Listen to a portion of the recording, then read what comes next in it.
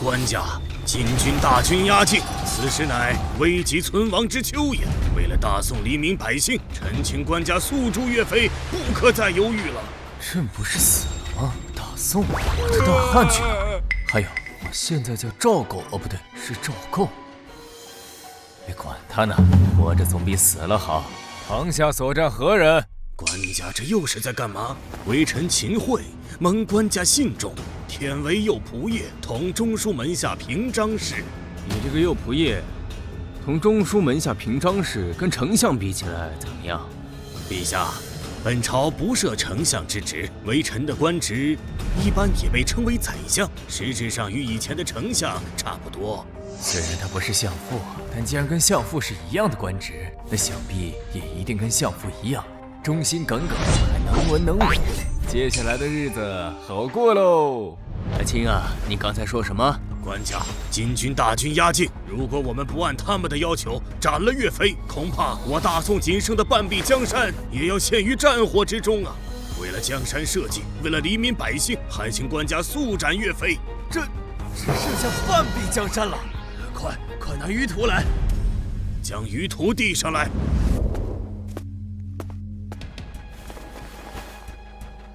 快告诉朕，朕丢掉的是哪半壁江山？官家且看，这里就是我们大宋仅剩的疆土。这么大！如果朕没有看错的话，刚才秦桧手指画的那个圈儿，应该是包括了朕的大汉加东吴，再加上半个曹魏了吧？上辈子父皇加相父两个人努力了一生都没有拿到的地盘，竟然就这么到了朕的手里。而且这些地方全是朕的，全是。是。朕的都是朕的。不对，方才秦桧说金军压境，眼下定是危急存亡之秋也。阿青，金军现在何处？指给朕看。官家，金兀术的大军就在这里。金兀术蛮夷，官家，金国已入主半个中原，不可再称其为蛮夷。爱卿，我记得大汉之时，纵然魏吴连番征战，这蛮夷却不敢南过一眼。怎么到了我大宋，还能被他们占了土地？官家，此时还要从晋朝的八王之乱说起。你看看，司马家比其娘之。爱卿，朕问你，今年岁入几何？大宋又有多少兵马？回官家，户部测算约8970万贯。至于兵马，仅剩步军40万，骑军5万。这大宋竟如此富庶，岁入乃是我大汉1000倍，兵马更是3倍有余。相父都没这家底，把兵力布防图呈上来。啊，官家要做什么？当然是打。蛮夷都打到家门口了，不把他们打回去，难道还要朕留他们饮宴吗？大人，您刚才听到官家说什么了吗？你说陛下为什么突然之间就转变了态度？其实在下倒是有个猜测。良臣有何高见？但说无妨。首先，在下以为官家一反常态，公然询问秦桧乃是何人。此举是问秦桧他是心系大宋还是金狗。良臣说的没错，看来官家也对秦桧这个只知道卑躬屈膝的奸贼不满了。其次，官家要看舆图，甚至还询问我大宋岁入以及兵马。陛下又不傻，这些事怎会不知？良臣的意思是，官家此举就是要提醒我等，纵然金狗势大，但我大宋仍有大片疆域，仍有精兵强将，且钱财充盈。官家恐怕动了收复故土的念头。大人，我等断不能让官家失望才是。待制定军略之时，还望大人多多出力。良臣放心吧，老夫等了这么多年，终于等来了今日，绝不会藏着掖着。爱卿啊，你回去写出师表吧，一旦写好，即可出征。啊，爱卿，你放心吧，你出征之后，朕一定会按照你留下的出师表，把朝中的事情处理好，绝不会让你因朝政分心。这些事情朕都熟得很，绝对不会出问题的。官家今日究竟是怎么了？可臣不会打仗啊！方才说你的官职是宰相，怎么可能不会打仗呢？官家，宰相和会打仗之间，似乎并没有什么必然的关联吧？胡说！远的不说，你看看相父，不对，大汉的诸葛丞相，六出祁山，那是何等的风采！难道丞相、宰相不都应该是这样能文能武的吗？你连打仗都不会，你到底怎么当上的宰相？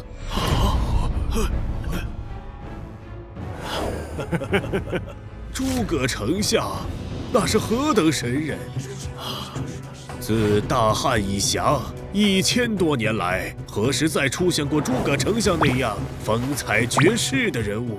想不到这大宋距离我大汉竟已过1000年，那你总得会点什么吧？说说你所善之事为何？臣既然忝为宰相，自然是为官家分忧了。可是朕现在忧的是怎么把那些大军压境的蛮夷干掉，你却不会打仗，这也不能为朕分忧啊！替官家梳理朝政，统领百官，也是臣的分内之事。比诸葛丞相如何？爱卿莫要激动，朕并没有别的意思，朕只是觉得，既然你武不就，但又身居宰相之位，那你总有点其他的过人之处吧？臣还略懂诗词歌赋。朕就说嘛，爱卿既然官居宰相，必然是有过人之处的。卿的诗词跟曹子建相比如何？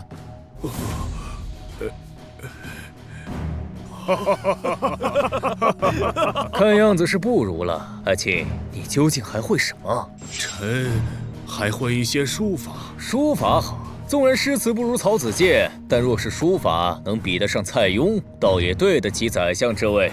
哎呦！太医，快传太医！朕这个宰相怎还如此体弱多病？宰相都晕了，朕要与谁商议退敌之策？就你笑得最大声，你叫什么？臣韩世忠。世代忠良是个好名字。朕问你，秦桧刚才一直说金军要杀那个什么岳飞，岳飞现在何处？他在赵狱啊。赵狱？这岳飞公务竟如此繁忙，就连上朝的时间都没有吗？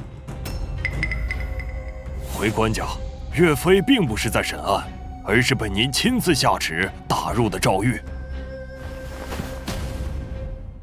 是为何要将他打入赵狱？原来如此，原来官家的意图竟然是这个。回官家，因为岳飞领军北伐，在朱仙镇大破金兀术10万大军，金军忌惮岳飞，故而以此要挟，要我们诛杀岳飞。说什么？北伐？岳飞将军一直都坚定地支持北伐。岳飞是北伐的主将，竟然被这个皇帝打入了赵狱。看来这朝堂之内有奸人。快把岳飞带来，朕要亲自审问。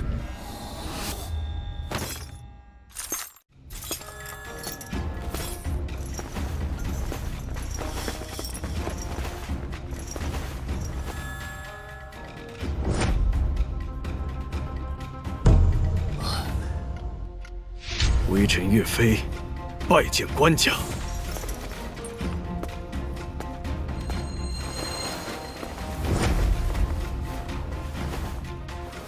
哎呀！陛下，臣冤枉啊！他这是什么意思啊？臣出身寒微，自小便立报效君王之志。建康国变以来，臣更是一心效仿诸葛丞相，只愿匡扶社稷。效仿相父，鞠躬尽瘁。他就是朕的姜维。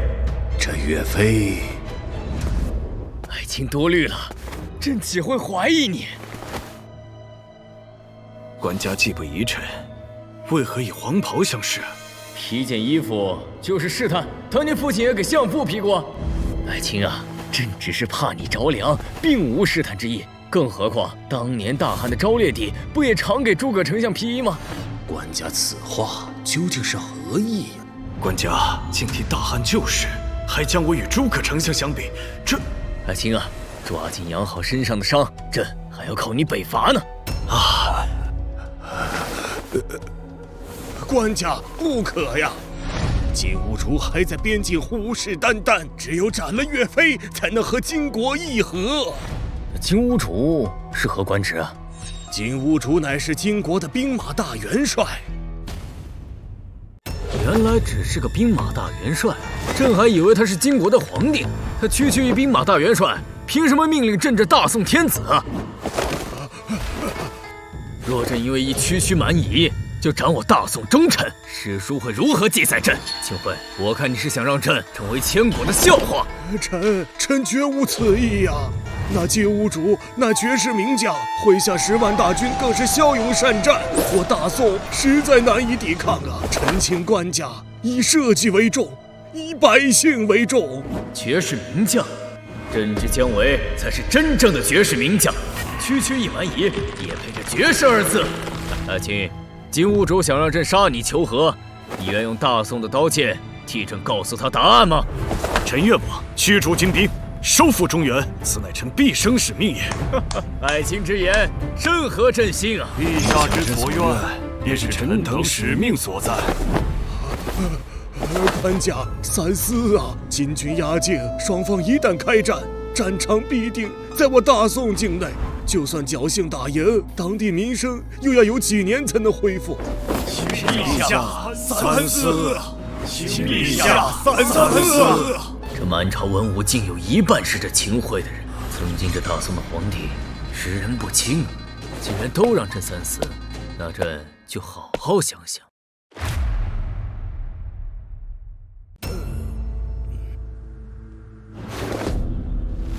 官家，闭嘴！哼，朕想好了，秦桧啊，你说的对。官家，官家，虽然金国大军压境，我们也并非没有一战战力，绝对不能答应金国的条件。朕何曾说过要答应金国的条件？只要在金国地盘开战不就行了？战场挪到金国，这根本不可能。岳爱卿，你说能做到吗？如果官家想要实现目标，只有一个办法。说。你打你的，我打我的。疯了，全疯了！金兀术的10万大军分驻4地，若他进军，必然兵分2路，一路取襄阳，一路取泸州。臣料定，金兀术拿下襄阳和泸州后，必会暂停进攻，大肆耀武扬威向官家施压。届时，臣愿领一支偏师出4州，直插徐州。拿下徐州，金兀术就会退兵。金兀术生性谨慎，见徐州危急，必定回援。朝廷大军可尾随其后，越过淮河。到那时，战场自然就转到他金国的汴京了。大胆岳飞！此计漏洞百出，若金兀术不分兵，直接率大军攻向京城怎么办？秦爱卿，朕记得你方才说过，你不会打仗的。臣虽不会打仗，但此计风险实在太大。丞相既不会打仗，那就闭上你的狗嘴！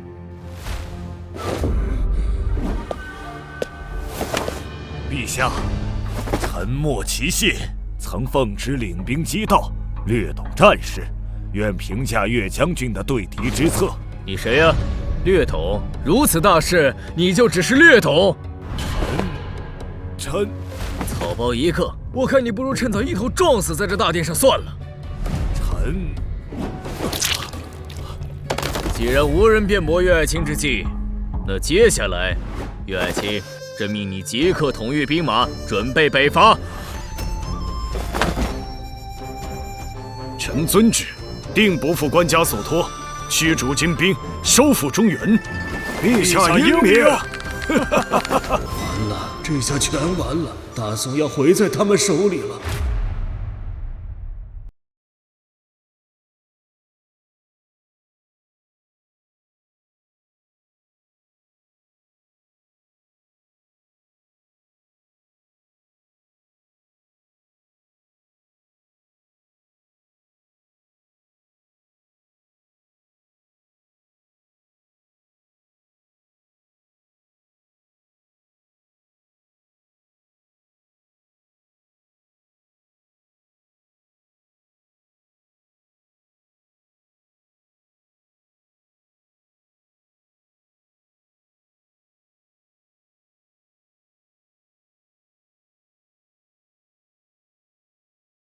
若不能逐金狗，赴中原，臣提头来见。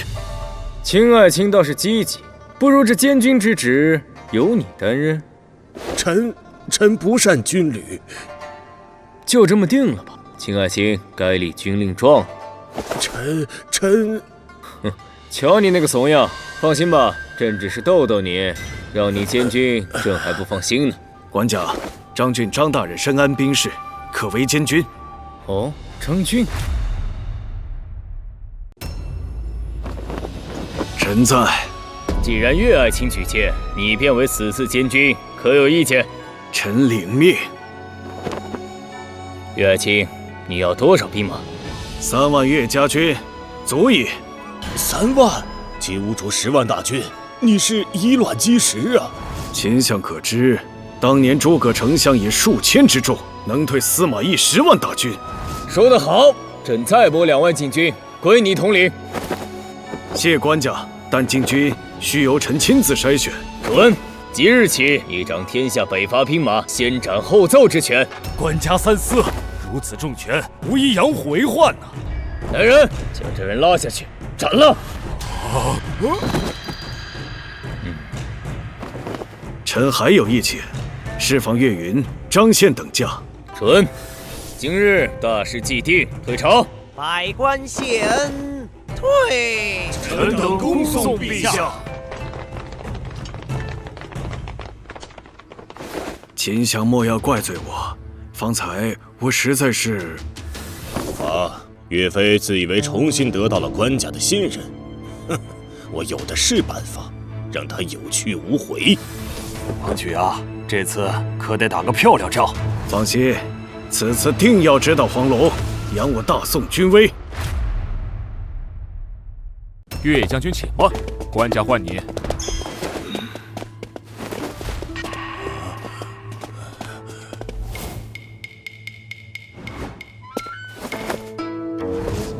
官家，岳爱卿，你可知诸葛丞相写《出师表》的深意？为报先帝知遇之恩，鞠躬尽瘁，死而后已。不仅如此，更是为刘禅留下一批治国良臣。你北伐后，朝堂需有人辅佐朕。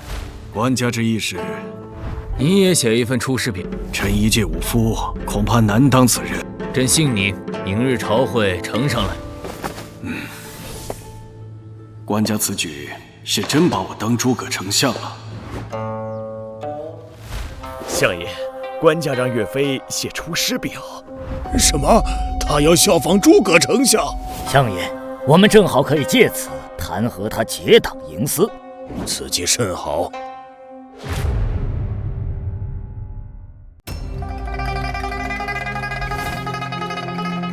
岳爱卿，你这《出师表》怎么写的全是军务？臣以北伐为重，朝堂之事自有官家决断。岳爱卿啊，你全是军务，真以为我看得懂啊？哎，我昨天是不是应该把话说得明白一些？全是军务，这又如何谈和？官家，可否让臣看看？看吧。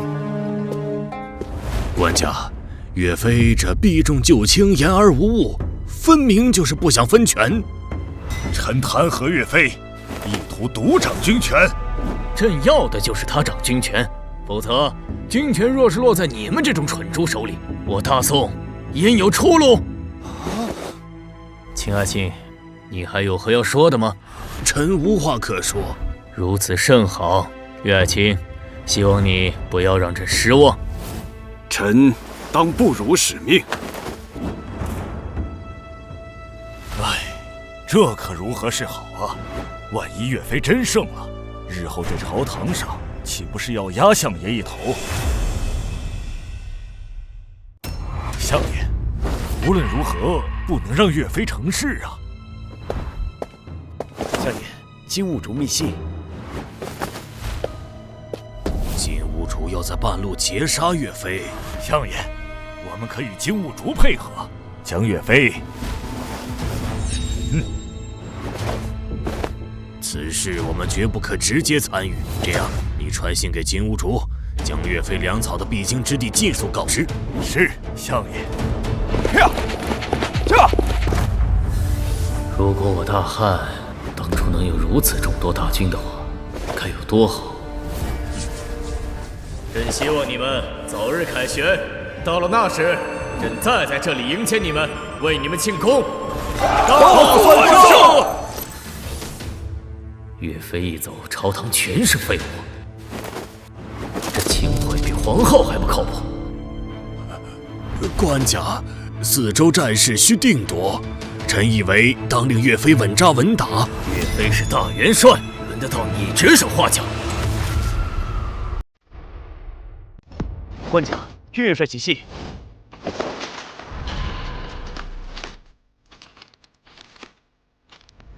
岂有此理！官家息怒，可是前线有变。仔细看，休整2天都来问朕，动不动便衣行事。岳飞啊，岳飞，终究是个不懂圣心的武夫。来人，传旨造金牌。请官家示下金牌规制。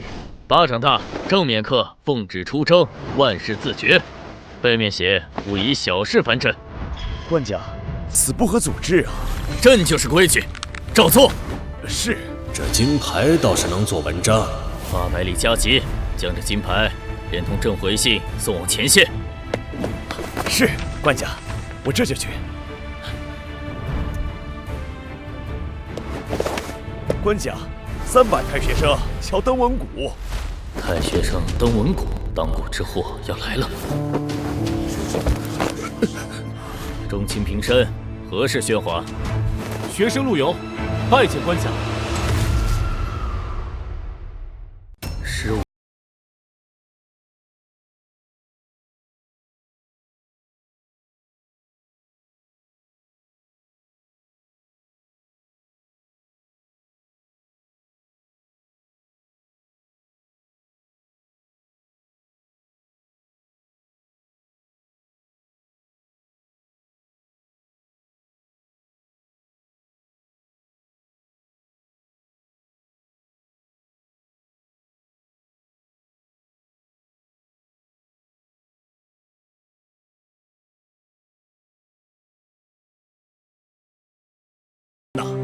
你觉得岳飞会投敌？绝不会，但信任不能代替监督。若岳飞遇不测，旁人持金牌作乱怎么办？是啊，他说的有道理啊。朕为何只信岳飞？你们反思过吗？半壁江山备战，你们不想着北伐，只懂争权。岳飞能打，朕就信他。你们想拿金牌，那就拿出本事来。你有辩才，却书生意气。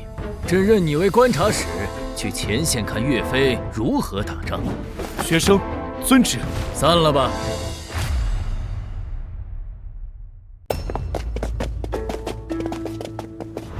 年轻人，随老夫走一趟。是。先贼，且看我陆游如何将你陷于虎口之中。将军，宫中信使到，带了金牌。你说什么？金牌？上次便传12道金牌，险些害死父亲，这次又来。罢了，接旨吧。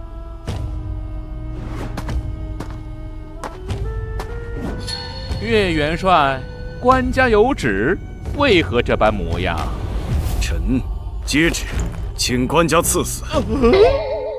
元帅误会了，官家是嫌你小事都请示，特赐金牌放权。您看金牌上写的是“奉旨出征，万事自决”。官家信任臣至此，臣岳飞定大破金军。岳将军，切莫辜负官家的一片信任呐！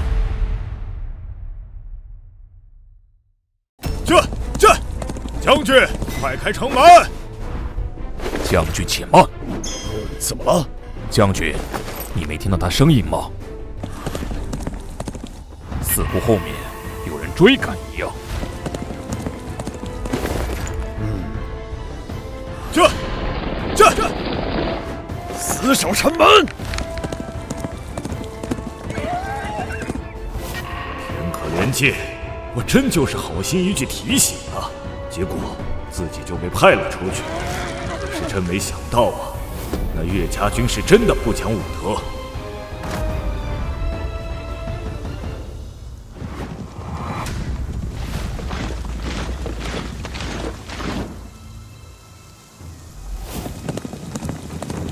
这是埋伏，就这样大大咧咧地等在大路上。这16岁的小屁孩带800人拦2000人，想干啥？正常来说，不是应该找隐秘的地方藏起来吗？咱岳家军以少胜多是有条件的呀。现在占了啥？我怎么就听他忽悠了呢？哼！冲！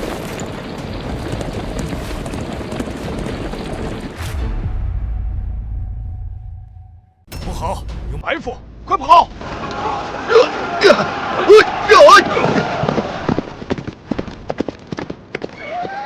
将军，快开城门！拼一下，或许还有生的机会。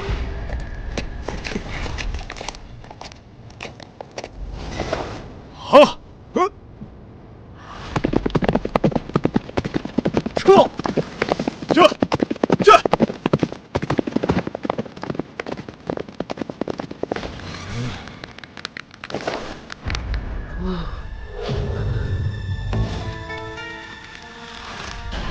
只能庆幸自己还活着。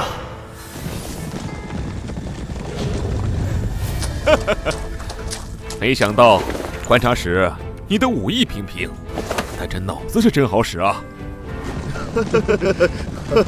对方2000人，愣是被咱800人给忽悠住了，斩首1500余，大胜啊！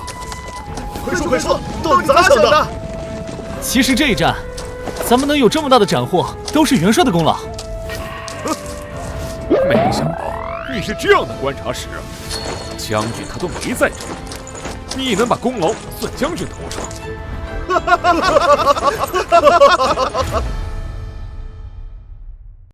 诸位岂非好奇，我何以那般笃定其必被震慑？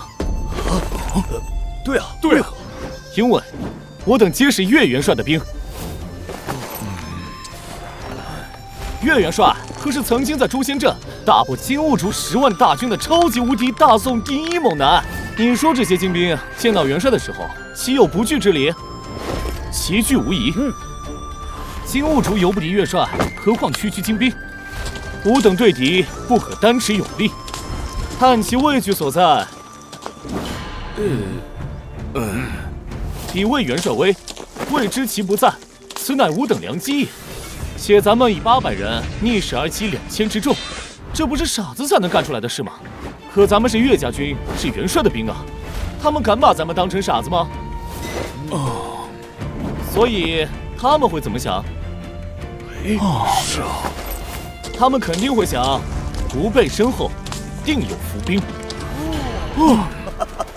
其若生死念，岂非自投罗网？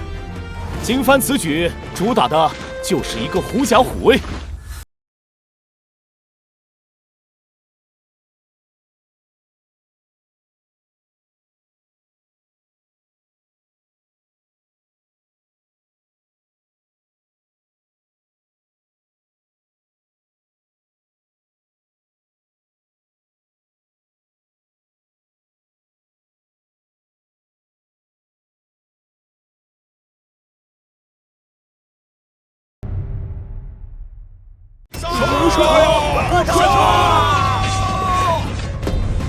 这岳飞凶险之极，此地不可久留。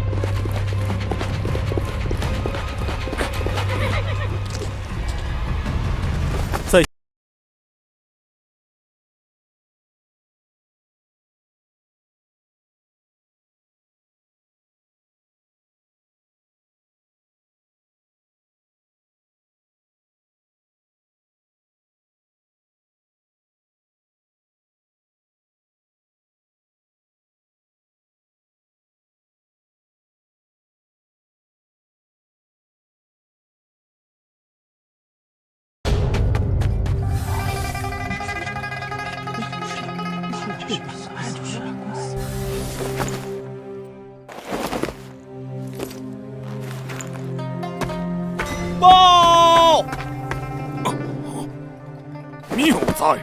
宋帝竟一日连发12金牌，召岳飞回。先前收复之城池，已尽数奉还。坦诚而言，吾本王岳飞兵锋暂缓，后整军布防。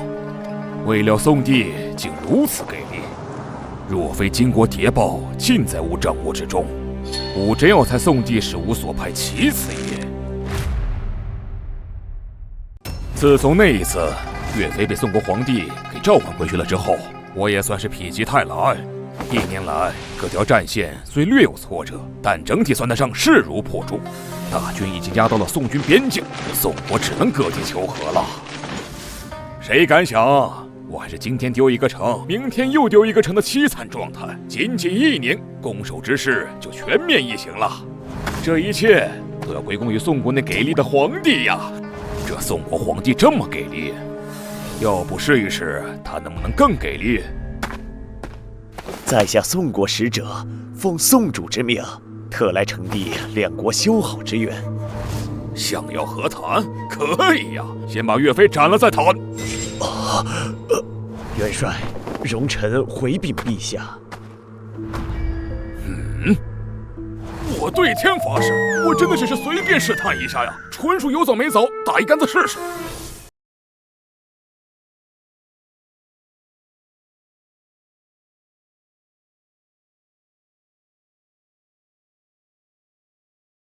这宋国的皇帝会玩啊！为了讨好我，直接挑明了冤枉自家猛将。这番操作，我金图书只有1个字：服。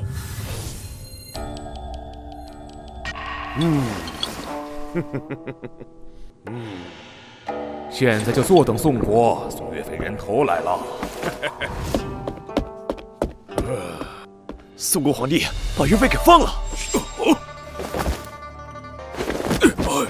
这宋国的皇帝又将那岳飞给放了。不仅仅是放了，还是名为大元帅，领着韩世忠、刘光世就向我们射来了。这宋国的皇帝到底在玩什么？气氛都他妈冲突到这儿了，你把岳飞给放了，合着前面的那么多事儿都是演我的吗？现在重点不是宋国的皇帝为什么要演我，韩世忠和刘光世已经带着大军到了襄阳和泸州，与我压在宋国边境的大军隔河对峙。但这也并不是重点，韩世忠和刘光世2人虽猛，但最多是与我旗鼓相当。他们虽然来势汹汹，自己也未必怕了他们。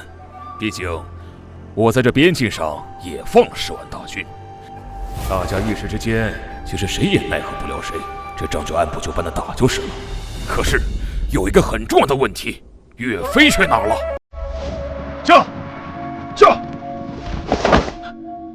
回禀将军，已探过对面军营，并无岳飞动向。既不在韩世忠的军中，也不在刘光世的军中。这跟在我的头顶，好像是悬了一把剑，有什么区别？加急！岳飞带着5万大军围困了4州城。根据乌古力所说，要是不赶紧派援军的话，4州城可就顶不住了呀。乌古力说的10万火急，但实际终于让我头顶的剑落了地。既然岳飞人在4州，那岳飞定是要对他两面夹击。不过是两面夹击，我可不缺大军，就算打不过岳飞，还可以跑吗？4州与颍州之间派大军驻扎，随时防备。岳飞的突袭，让徐州和海州的大军不惜一切代价增援4州。是。完颜穆陀将军，宋明谢。这命令刚发出去不久，算时间，对方都还没有收到，怎么又收到了求援信？万安镇被岳家军攻破，100万担粮食被毁于一旦。报！完颜穆陀将军，宋明谢。完颜穆陀带着5万大军救援万安镇，结果5万大军没了。徐州乱了，这下子可怎么办？我就想不通，这尼玛岳飞人还在四周没动呢，怎么徐州就想乱了？这到底是怎么做到的？如果岳飞万一改变了计划，不再来颍州对他两面夹击，而是直接通过徐州归附一线，直奔汴梁的话，那就很可能来时候好好的，但回不去了。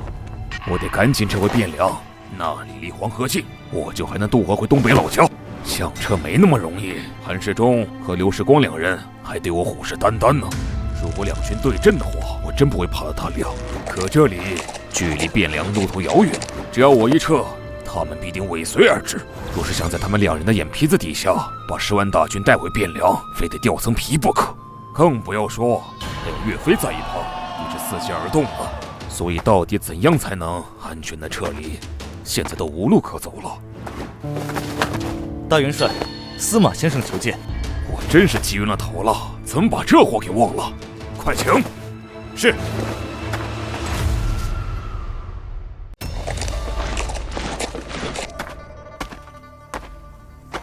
虽然见过很多次了，但就是不知道这货是在学谁，下巴一根毛都没有，就喜欢做那捋胡子的动作，看起来老气横秋的。元帅可是打算撤军？宋国皇帝背信弃义，如今韩世忠、刘公是虎视眈眈，岳飞又隐在一旁伺机而动，不撤军还能作何打算？非也，非也。此时局势看似危险，但实则危中有机。元帅一旦撤军，北归途中必定是凶险重重，甚至全军覆没也不无可能。但实际危中有机，还请元帅三思啊！你刚才说眼下的局势乃是危中有机，正是。机在何处？朝堂。朝堂？可是说向朝廷求援，来得及吗？非也，非也。在下所说乃是宋国朝堂。宋国朝廷？你是说宋国那个背信弃义的狗皇帝赵高？正是。胡闹！我们现在的处境就是他背信弃义造成的，他怎么可能是我们的媳妇儿？元帅，你虽非宋人，但对宋国朝廷的情况，想必也应该有所了解。宋国的朝堂之上，大臣们互相倾轧，乃是常事。哪一派在竞争中获胜，政策便顺着哪一方的主意执行，这本就是宋国朝堂上的常态。以在下判断，这一次宋国皇帝之所以突然变卦，无非就是宋国的那些所谓主战派在这一波的朝堂之中赢了，所以宋国皇帝才不得不顺着他们的意思而已。你说的这么热闹，可是有什么用？既然你都说这一波可能是那些主战派赢了，那岂不是还要打？非也，非也。主战派这一波虽然是赢了，但在下并没有听到宋国朝廷罢相的消息，所以一切仍有转机。什么意思？元帅，你要知道，宋国的朝廷上之所以能分成主战和主和两派，最关键的原因还是因为那宋国的皇帝。宋国的皇帝为什么一直要养着主和一派与主战一派相争？不就是怕主战派得势之后真的打赢了吗？一旦真到了那一步，那挥亲两地还朝之后，现在这位皇帝陛下又该如何自处？这才是上一次诛仙阵一战之后，那宋国皇帝放着已经到手的那么多城池不要，也要召回岳飞的最根本的原因。这一次也是一样的，虽然这一波主战一派赢了，逼得那宋国皇帝不得不临阵倒戈放了岳飞，并且还令他挂帅出征，可是那宋国皇帝真的会甘心吗？我明白了，他肯定不会甘心，所以就算主战一派这一波赢了，他也没有罢相。而他之所以不罢相，就是在酝酿着反击。的确如此，所以我们只需要他们再次分出胜负。非也，非也，他们想要打破眼前的局面，确实只需要宋国的主和一派再一次占据优势即可，但是我们却不能做到。这一次我们要主动出击。主动出击？什么意思啊？这一次双方和谈虽然还没有签订正式的协议，但双方之间早已达成共识，所以这一次宋国背叛合议，大元帅应该派人前去责问宋国皇帝。就这？待使臣到了宋国之后，可以在适当的时机向宋国皇帝传达元帅的一句话。什么话？元帅向来是心软之人，知道那身在上京的徽钦二帝一直思念故土之后，便一直为此心忧。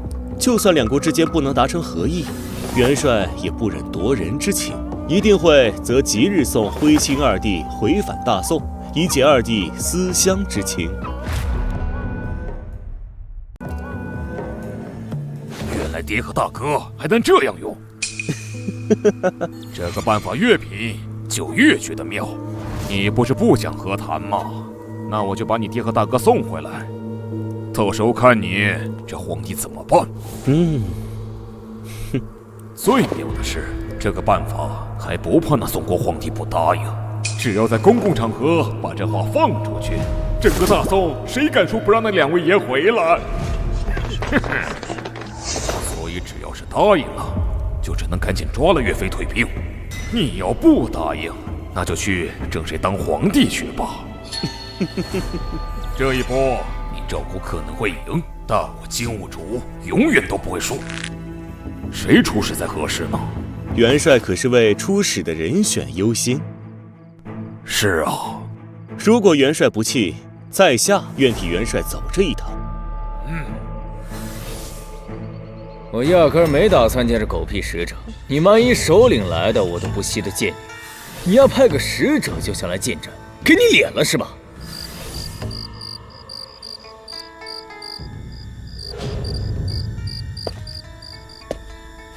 官家，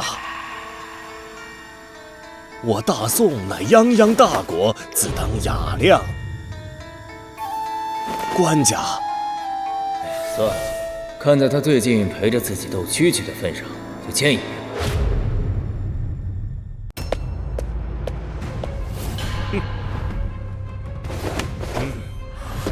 你这使者好生无礼，见了朕为何不跪？宋国皇帝此言差矣，无非宋臣，而是大金皇帝的使者，岂有向您跪拜之理？哦，那你是不愿意跪了？还请宋国皇帝恕罪。来人，把他插出去！官家，此乃金使，将其插出去实在不合礼数。我大宋泱泱大国，当有雅量才是。那行吧，不用插出去了。大宋将军何在？臣在。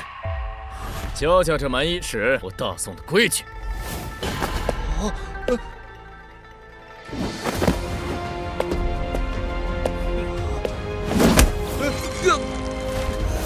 哎呀！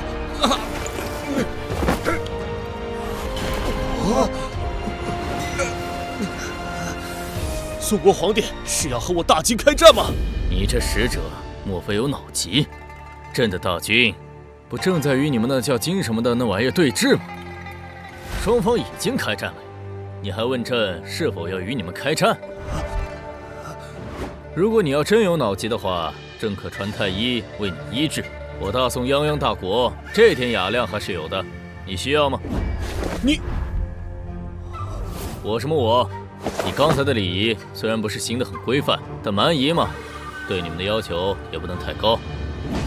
现在礼仪已经行过了，你要还能坚持的话，就先说正事。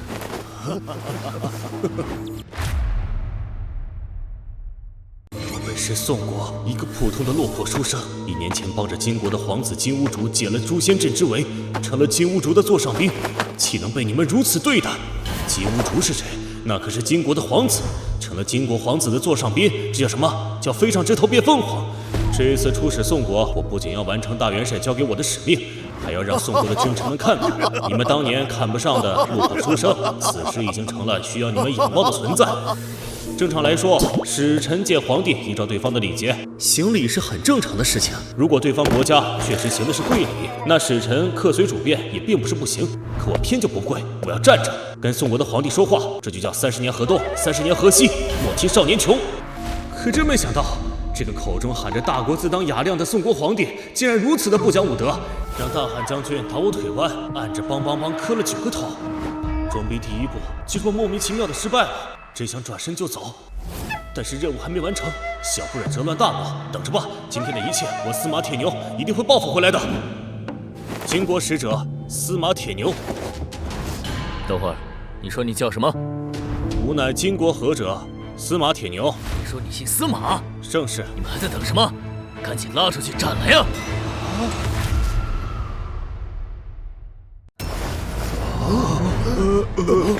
啊什么啊？这货是司马家的人啊！不杀了留着过年吗？你还在等什么？快拉下去斩了啊！送，把他嘴堵住！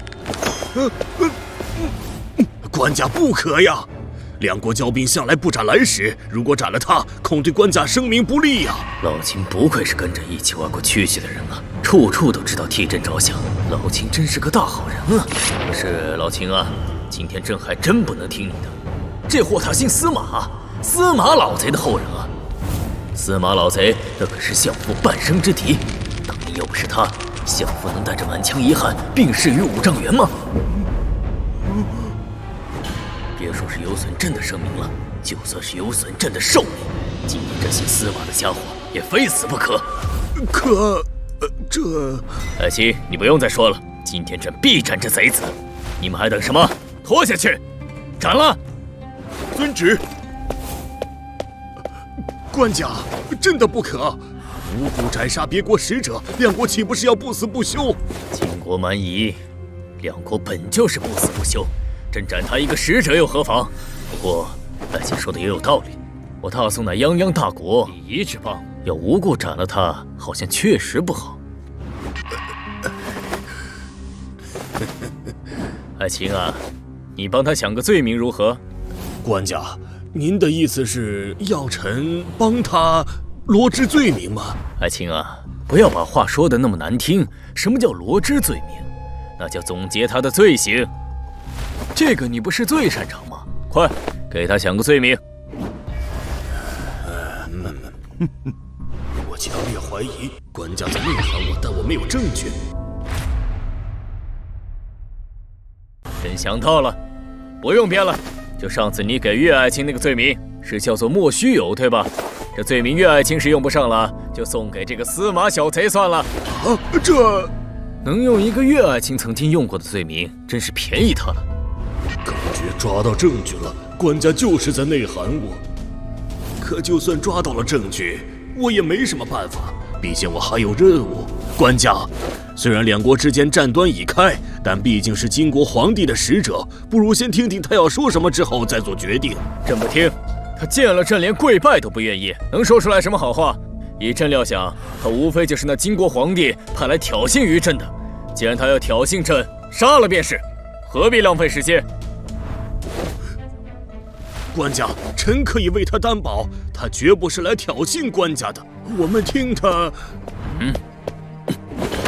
朕的秦相国，你可长点心吧！你要有啥想不开的事，你跟朕讲啊，何必这么糟蹋自己呢？官家此言何意？还此言何意？爱卿，你知道他姓司马的吧？臣知道啊。那就是了。知道他姓什么，你还敢替他担保？你想想，那洛水，汉光武帝的时候，那信誉可是跟九鼎一个级别的。这天下的事儿，只要请他出面，那就没有解决不了的。可是后来呢，他就替司马老贼担保了一次，毕生积累的信誉没了呀。你想想，连洛水那种级别的，跟司马家打交道一次，都得英明尽毁。你还敢替他担保？你不要命了？洛水那是毁在司马懿手里，有人家司马铁牛什么事儿？就算是他先祖，你也不能这么搞株连吧？爱卿啊，朕知道你冒险替他担保都是为了朕，你的忠心朕都明白。但是司马家的事儿你把握不住，这一波你就不要参与了。还要朕再说第3次吗？臣愚钝，这就拉出去斩首。去吧。你们不能杀我，我是金国的使者。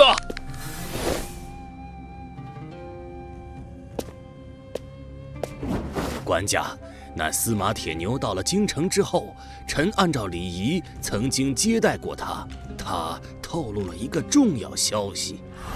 哦，什么消息？金国皇帝体谅2位圣人的思乡之情，准备放还二圣还朝。穿越这段时间，因为没有任何的记忆，所以我对于元神的一切都非常的谨慎，包括元神的后宫，我到现在也没进过一次。通过不断的旁敲侧击，我只知道在10几年前的那场国变之中，元神的父兄过得挺屈辱。至于到底是怎么屈辱，为了避免别人发现我是个冒牌的，就没去详细了解。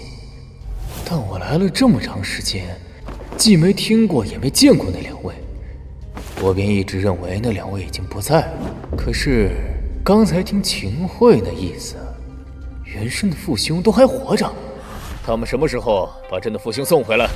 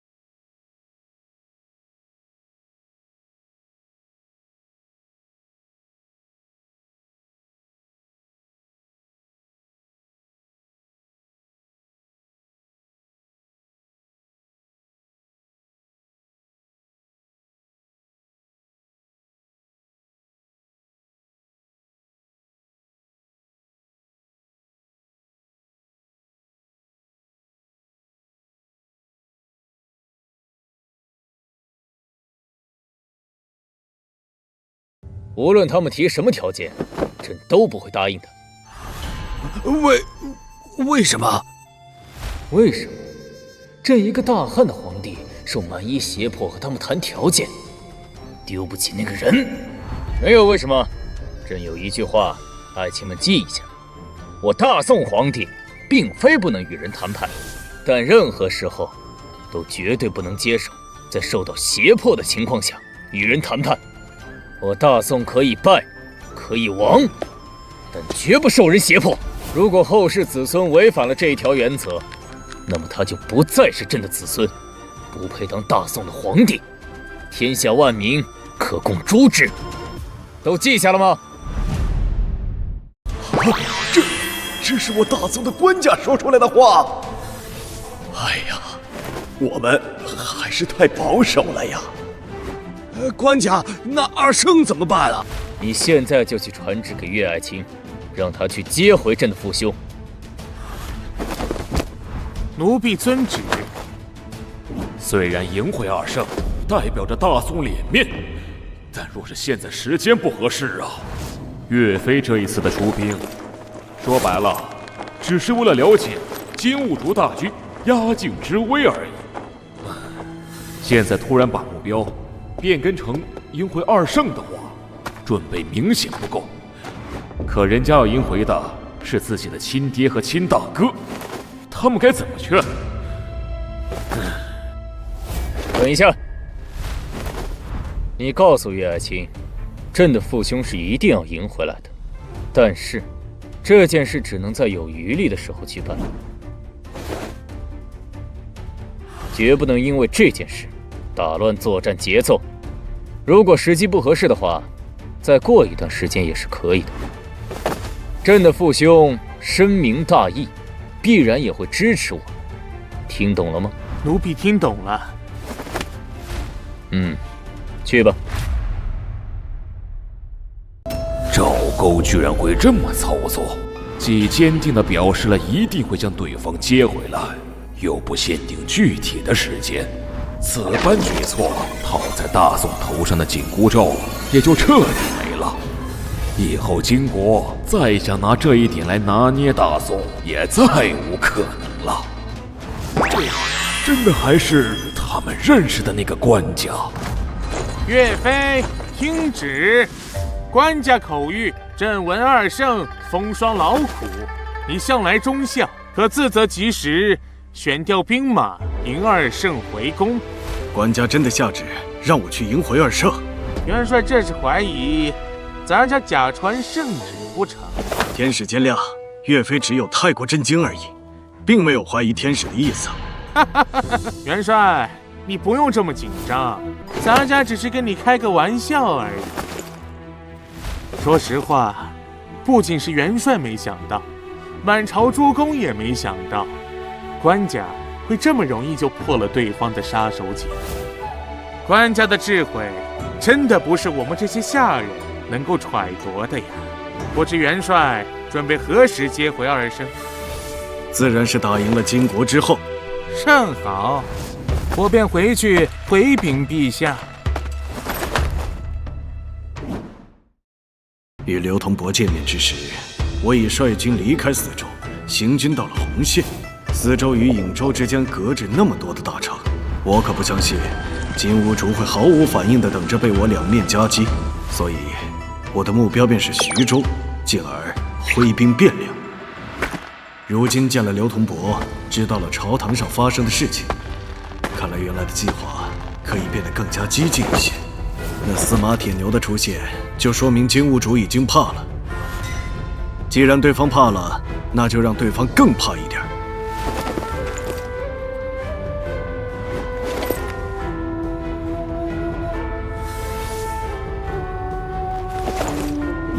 接下来，我带兵直奔宿州。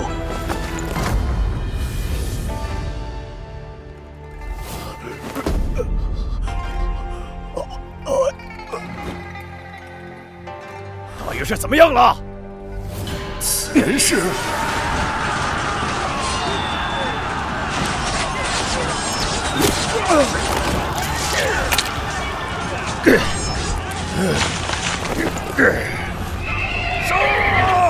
杀啊！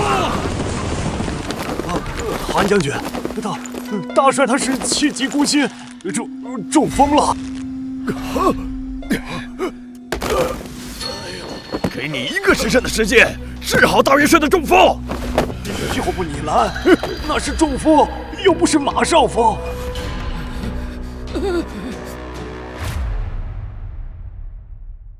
韩将军，中风这种病1个时辰之内是不可能治好的，就算您要了我这条命也没用啊。但是这病也不是完全没法治，只要大帅保持心情愉快，再配以针灸和汤药，一定能够痊愈的。那需要多久？这个不一定，短则2、3个月，长则……什么？长则不知道啊。你刚才说让本将军要你的命？没有，我就是开个玩笑。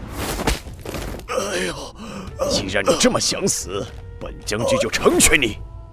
来人，将他拉出去，乱棍打死！将军，饶命啊！韩将军，现在我们该怎么办？撤！韩将军是说撤军？对，大元帅的病不是一时半会儿能好的，而且前几天的军报你们也看了，此时不撤，更待何时？韩将军，韩世忠、刘光是2个老贼，狡猾如虎。如果我们撤军的话，他们一定会尾随追击。还有那岳飞，现在不知所踪，料想一定也是在伺机而动。如果要撤的话，是不是该想好万全之策再撤？要不然，万一中途中了埋伏怎么办？有道理。你们说，我们该怎么办？如果我们分开撤军的话，很有可能会被对方各个击破，不如兵合一处。好办法。还有吗？暂时没有了。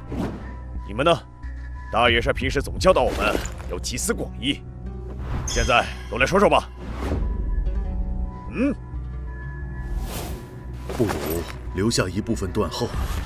好办法，断后的事就由本将军亲自来吧。如果那韩世忠和刘光世敢追来，本将军就让他们有来无回。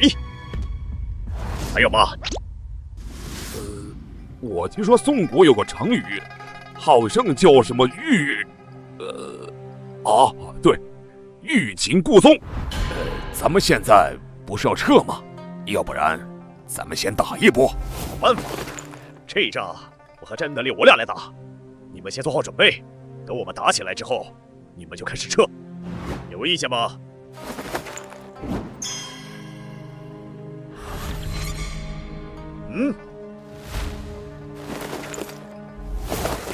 那接下来大家就各自去准备。是。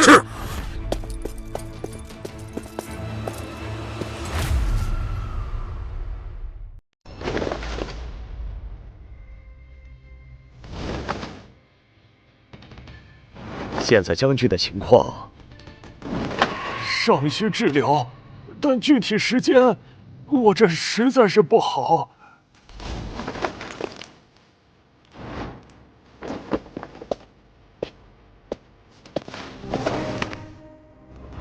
马元山，你放心吧，医者说了，你很快就能好的，你安心养病，末将一定带着大军安全撤回汴梁的。走，宗切人，单身，不择暴走。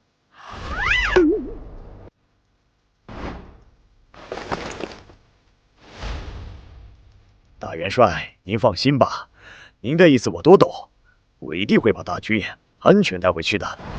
3天之后我们就出发，大元帅你先安心休息，末将随后再来看你。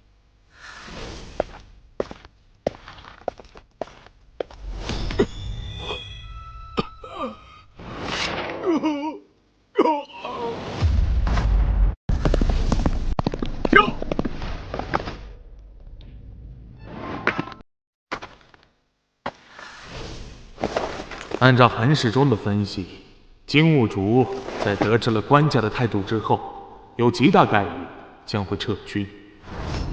金兀术在走之前会强势反打一波，所以我建议双方同时派出斥候，开始监测敌军动向。一旦敌军出现大面积调动，就证明对方真的要跑了，第一时间就要追上去，绝不能让他安安生生的走。英雄所见略同。1天前，我也给韩世忠写了一封内容差不多的信，此时应该是正在路上。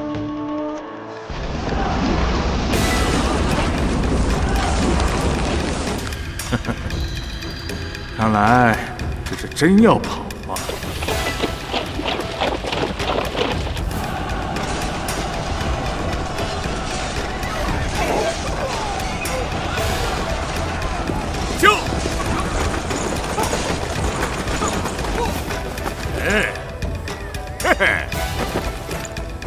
韩常这是想要拖住自己，不让自己前去追赶他的大军呢。守紧营门。是。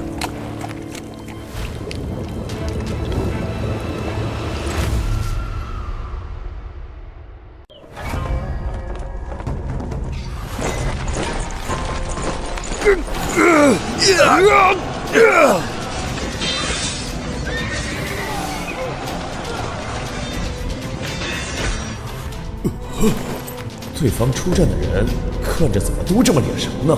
而且这状态明显的越来越差。刘光世这一次带的大军将近5万，而且还是据营战而生。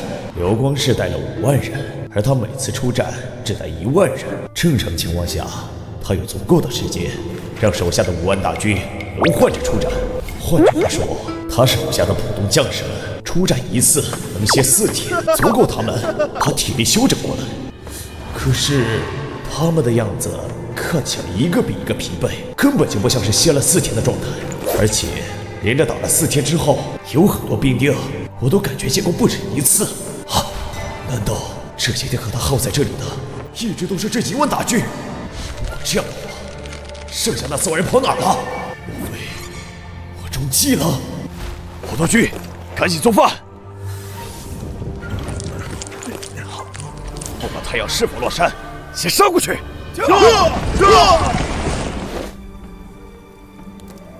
不好，对方反应过来了，死守营门，快布置防御！杀！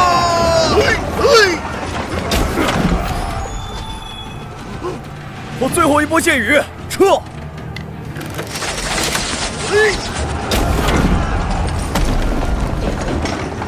冲进去！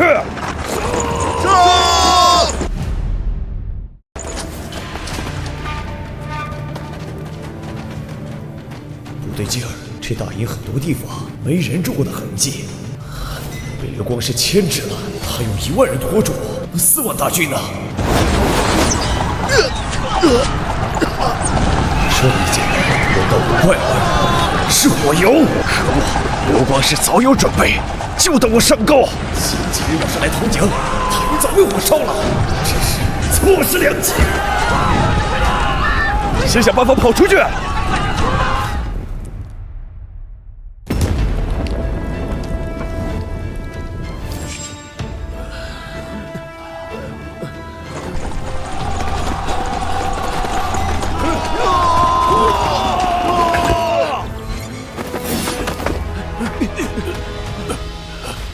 将军，快撤吧！留得青山在，不怕没柴烧。再不跑，就真来不及了呀！你们这些废物，放开本将军！本将军要杀了那流光师！将军，你醒一醒啊！对方有1万人，我们只有不到2000，而且大部分连兵器都没了，打不过他，快跑吧！再晚一会儿，跑都跑不了了。你们这些懦夫，放开本将军！就算只有1个人，本将军也能杀了那流光师。将军，就算你杀了流光师也没用啊！对方人太多了，杀不完，根本杀不完的。您想一想，要是万一您死在阵中，大元帅怎么办？让别人护送大元帅回汴京，您放心吗？撤！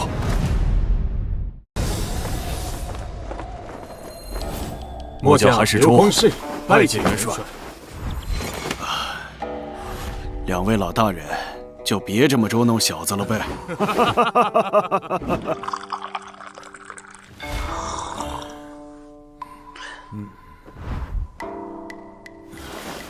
彭举这次邀我们2人共聚陈州，是要商量谋取汴京之事吗？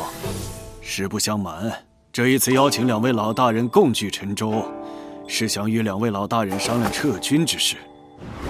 你说什么？撤军？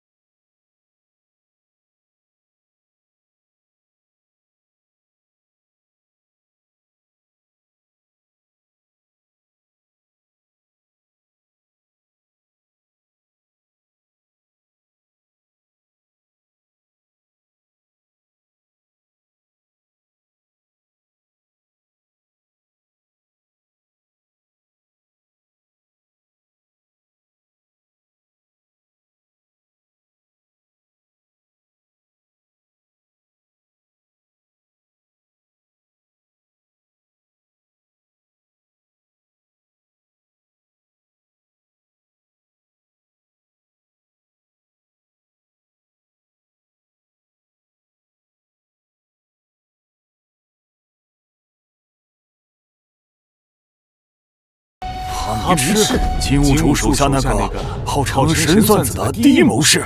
对，就是他。可是，他就算再怎么神机妙算，也不过是金兀术手里一个谋士而已。金国朝廷为什么会听他的？具体原因我也不知道，但我猜测应该是金国皇室那边出了什么问题。金国皇室出了问题？这只是个猜测而已。我已经派出了斥候深入金国上京打探消息，目前还没有确认。但如果不是这样的话，金国不会有这么奇怪的动作。看来80%是这样了，就是不知道金国皇室到底出了什么事，能不能为我所用。这个就只有等斥候回来之后再决定了。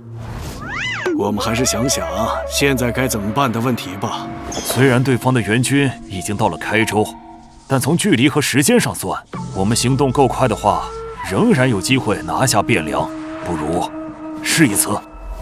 虽然这样冒险了一点，但确实值得一试。毕竟那可是旧都啊。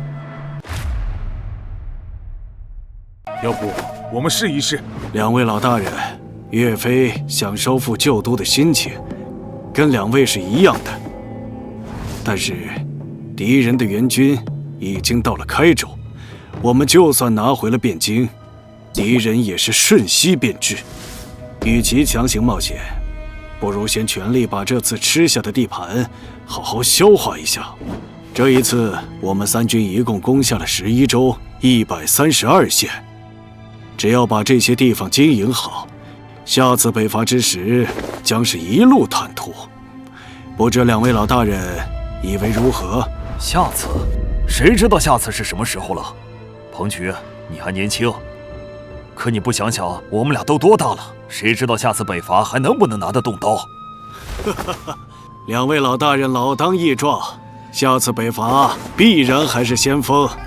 你这老小子坏得很，我们信你个鬼！这么多城池，想要守住可不容易。每个城池该安排何人镇守？彭举心中可有考量？老大人，这些城池该由何人镇守，自当由官家决定。岳飞岂能插手啊？所以你是准备给官家上渣子，说你准备撤兵的事，同时请官家决定镇守的人选。对。自当如此，那我们这段时间就不走了，就在这里等着官家的旨意便是。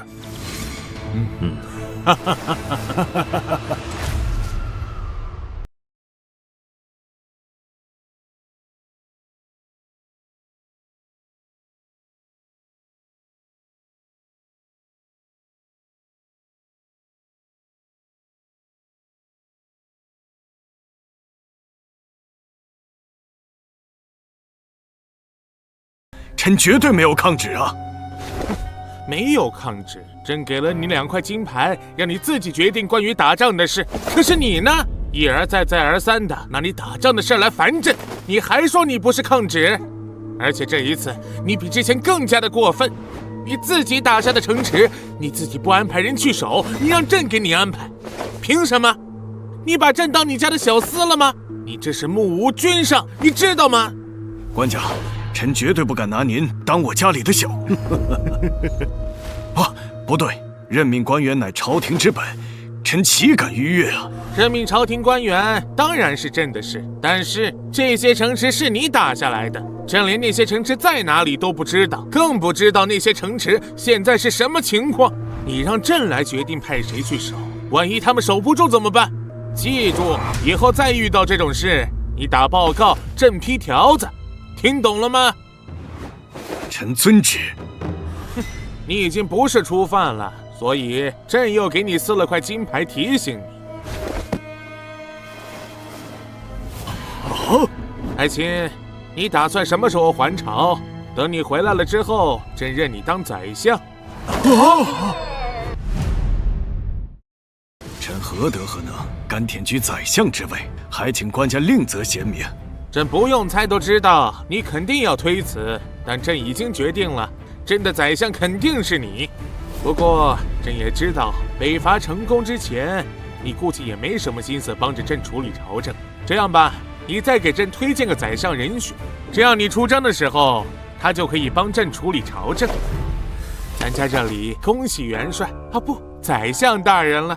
天使莫要说笑，岳飞岂敢忝居宰相？岳飞这就上渣子，请官家收回成命，还请天使在这里一起带给官家。那是咱家的荣幸，不过官家可不一定会批准哟。官家刚才说的事情，还请宰相大人认真考虑哟。考虑好了之后，咱家一起把好消息带回给官家。好，还请天使到偏房休息。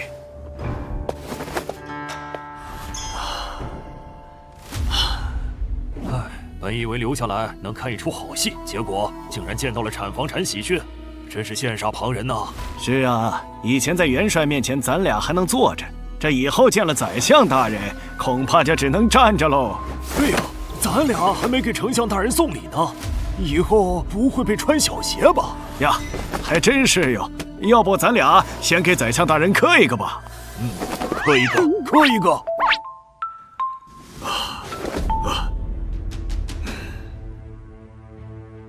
别说你打算举荐老夫啊！老夫要准备北伐，没空。老夫也要准备北伐，没空。那两位老大人以为谁人合适？彭举，你心里没有合适的人选？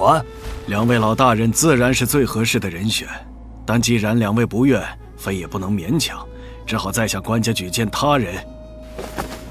非倒是也有一个合适的人选。但这不是也想听听你们两位老大人的意见吗？你有合适的人选，我们也有合适的人选。不如我们先不要说，各自把名字写下来，看看大家所说的是否是同一人。哈哈哈，好啊。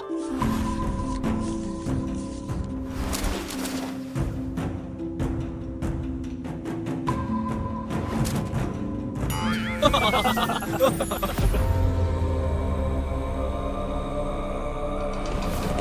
就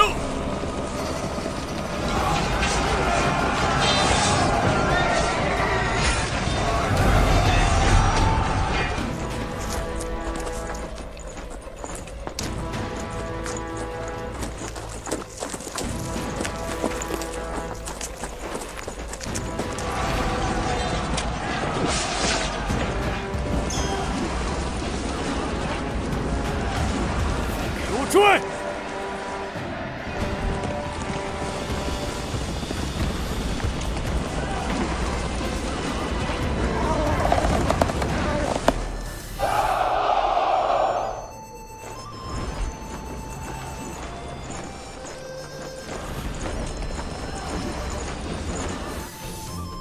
夜间相父出征，我总以为他能安全回来，可第6次去，要是能重来，我一定多陪陪他。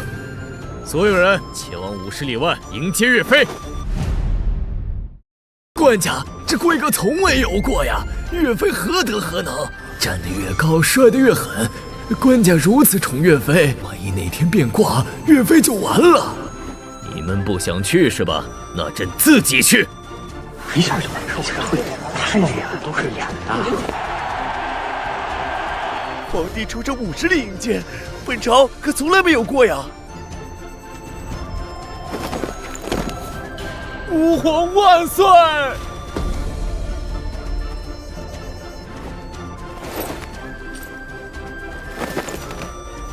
啊！岳飞这小子成长得太快了，我们看着他从一个小兵走到今天呢。是啊，想当初他被下狱，我们都以为没希望了，谁知道这小子眨眼间就到了我们仰望的高度，真让人羡慕啊！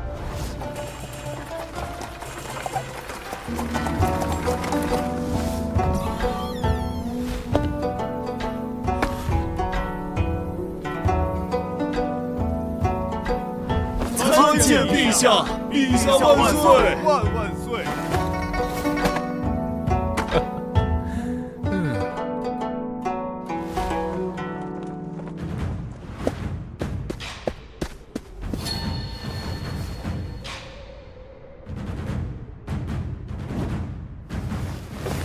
拜见官家。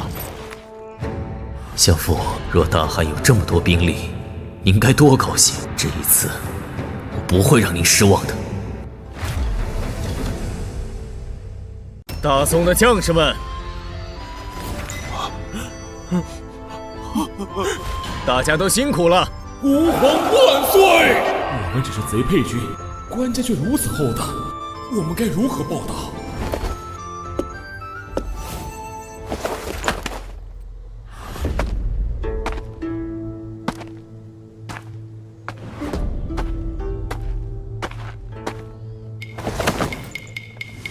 白起，你瘦了，身上有没有受伤？伤在哪里啊？快让朕看一看，朕带了御医过来，先让御医帮你看一看。爱卿，你怎么不说话？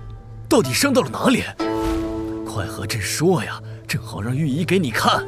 岳飞可不能有事，相父的事不能再重演。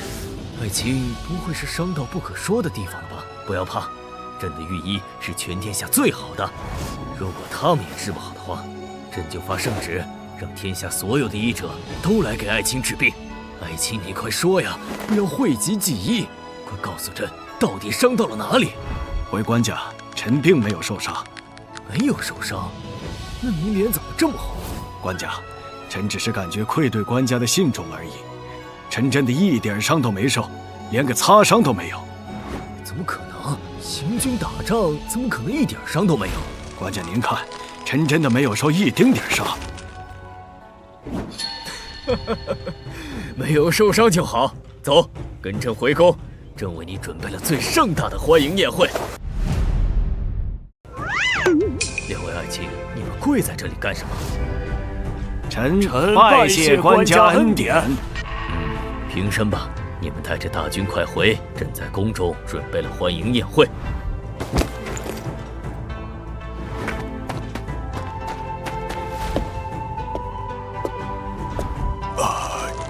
这，官家，臣实在不能与您同车。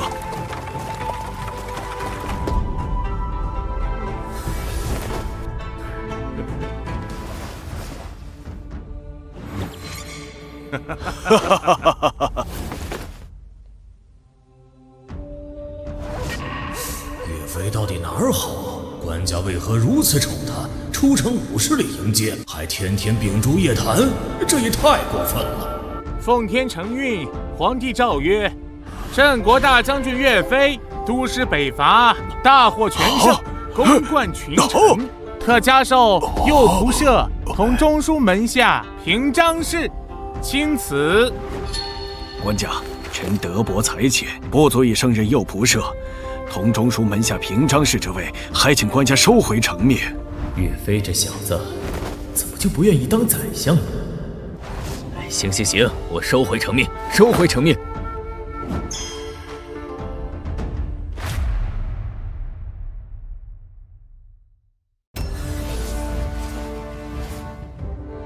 赵鼎，官复原职。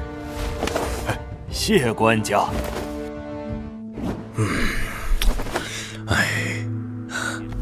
阿青，你怎么了？朕为你传御医。官家厚爱，臣不胜惶恐，但臣无疾，官家不必忧心。官家赵鼎交通惊人，勾践大臣，官家爱他之才，命他前往泉州思过。如今不过几个月而已，岂能这么快就官复原职？回官家，绝无此事。那秦爱卿说你构陷大臣呢？回官家，绝无此事。爱卿，赵爱卿说他没有啊？官家，这种事情他怎么可能老老实实的承认？如果官家不信的话，可以着有司审问，自会让他招认。爱卿说的有道理，这种事情一般人确实是不会承认，必须要审问一番才行。请官家将赵鼎打入诏狱。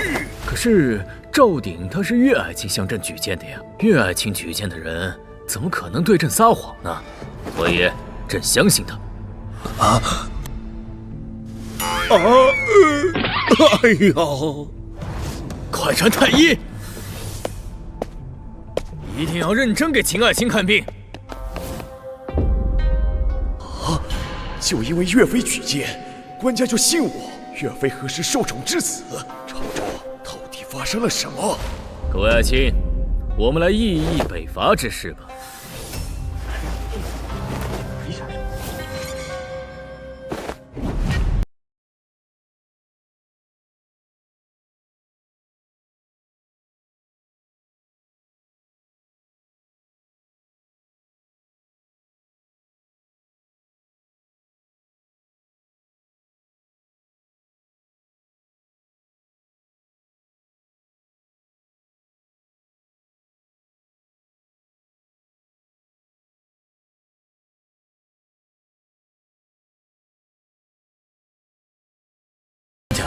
张大人说得对，就算要北伐，至少也要等将士们休整结束，待明年的税收收上来之后再说。此时出征极为不妥，还请官家一定要三思啊！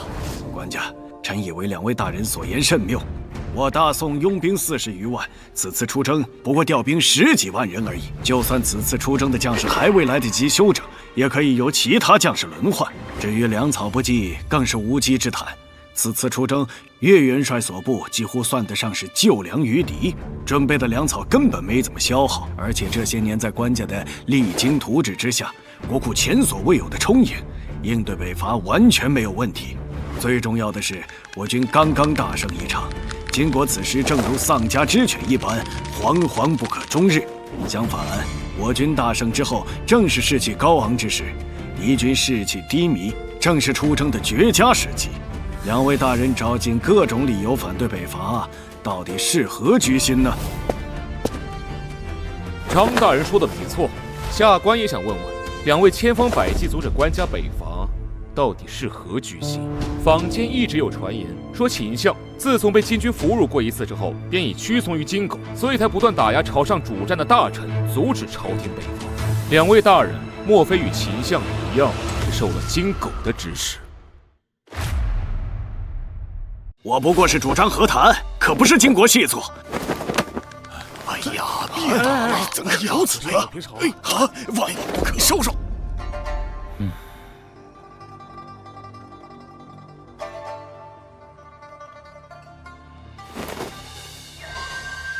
赵鼎是岳爱卿推荐的，看看他能力如何。若能担起朝政，我就轻松了。肃静！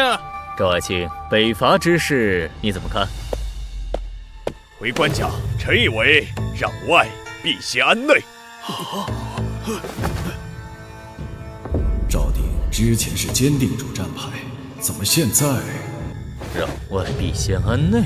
爱卿，此话何解啊？回官家，此次岳飞、韩世忠、刘光世3位大人出征大获全胜，为我大宋拓土千里。但这些地方毕竟刚刚收回，内部还有大量的不稳定因素，需要时间来慢慢的理顺。此为臣所说需要安内的第1条。那第2条呢？在我大宋南端的大理一直不安分，臣以为当先将其平定。这就是你说的安内？这与我们想的安内可不一样啊！是啊，原本以为是针对内部政治，没想到是说这些。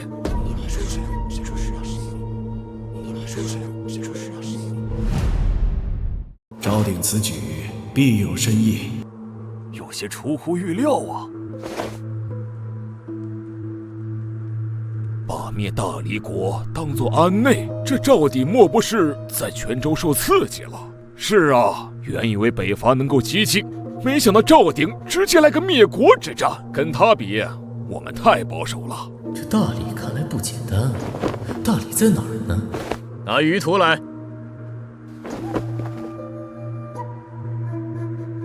赵鼎说在南边。哦，原来相父当年收复的南门之地，现在叫大理，名字倒好听。这线的粗细和颜色怎么像国境线？大理不是大宋领土，是个单独国家，我把相父的南门之地弄丢了。官家小心！官家，您怎么了？官家，官家！太医，快传太医！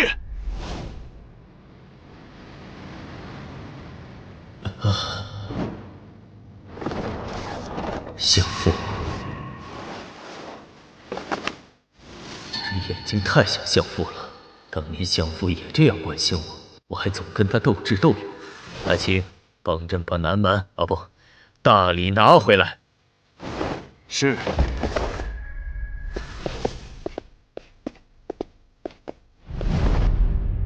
爱卿准备如何拿回大理？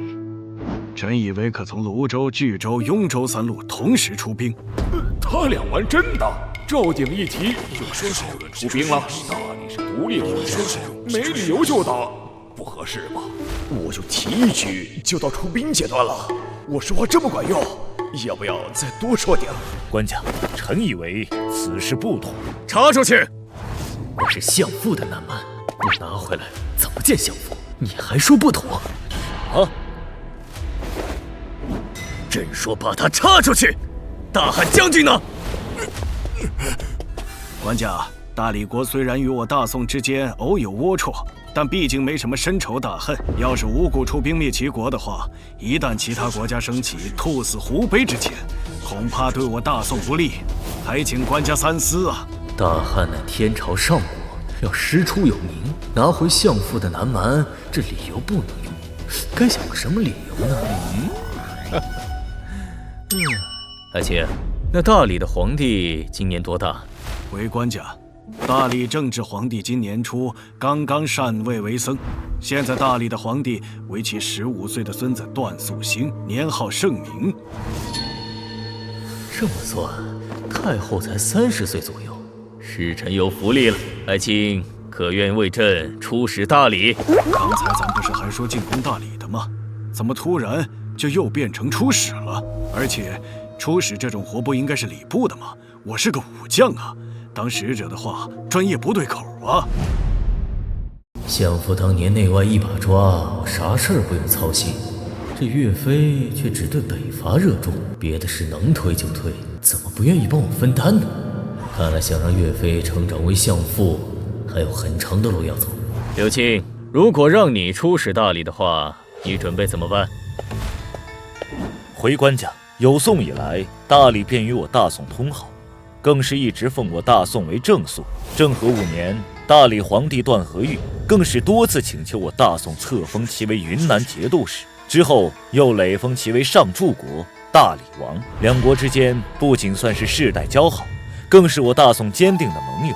虽然自靖康国变之后，大理对于大宋略有敷衍，但并未逾矩。此时我们贸然出兵的话，非但师出无名，更有背盟之嫌。你们友不友好关我什么事？那可是相父的南蛮，必须拿回来。除非大理皇帝举国投降，不然这仗必须打。爱卿说的朕都知晓。朕刚才问的是，如果以爱卿为使的话，爱卿准备怎么做？回官家，如果以臣为使的话，臣当申斥大理国近年来的怠慢之举。如果其不愿悔过，则有刀兵加身之祸。但要是其真心悔过的话，臣以为两国重归于好才是上策。这就是大宋使者的作风，只想着带来和平，不知道为国家谋利益。朕知道了，爱卿退下吧。岳爱卿，朕决定了，就由你来出使大理。啊！等你选好了随后的人手之后，我们再商议具体的章程。退朝。这事儿怎么又到我手里了？看看韩世忠他们，因为岳飞都有了好境遇，这岳飞就是建功立业的金梯子，我们可不能错过。你们这是干什么？还记得这是哪里吗？这是垂拱殿，不是菜市口。你们这样围着彭举，成何体统？都散了散了！彭举的为人，你们又不是不知道，有合适的机会，他还能忘了你们？你自己得了好处，就想撤我们的梯子。彭举做得不错，老大人抬举，彭举愧不敢当啊。彭举何愧之有？是老夫糊涂了，收了彭举这么大恩，竟然现在才知道。老夫欲在明月楼设宴，不知彭举可否赏光啊？老大人有请，非不敢不从。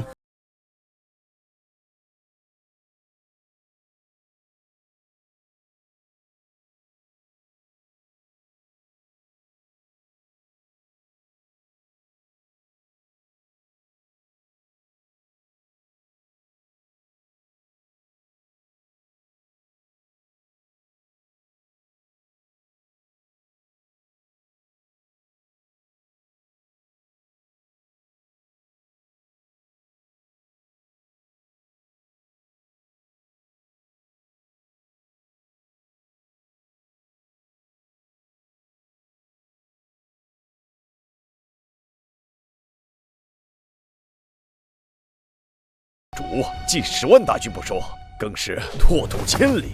原本这是件大好事，可是老夫没想到官家竟然这么快就有提北伐之事。官家想要进取当然是好事，但老夫就怕官家被这一次的胜利冲昏了头脑，轻敌冒进的话，将来恐酿成大祸。所以老夫便想另找一个靶子来转移官家的目标，好让我们有足够的时间彻底整合这一次新打下来的州县。老大人所说，实乃谋国之言，吾等不如也。至于为什么这个转移官家事情的目标会选上大理，则有2个原因。哪2个原因？第一个原因是因为大理最近几年确实是有些不安分，不得不对其敲打一番。确实，大理近些年确实是有些不安分了。至于第2个原因，则是因为大理有铜，就一个铜矿就要灭国。如果老夫所说的是一个每年出产至少5000万贯的铜矿呢？你说什么？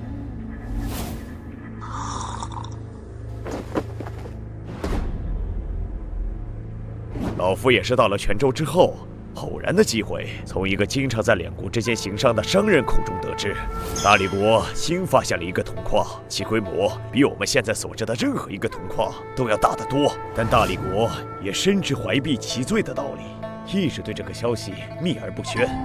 从那个商人口中得知了消息之后，老夫便秘密派了人前去查探，事实确实如他所说。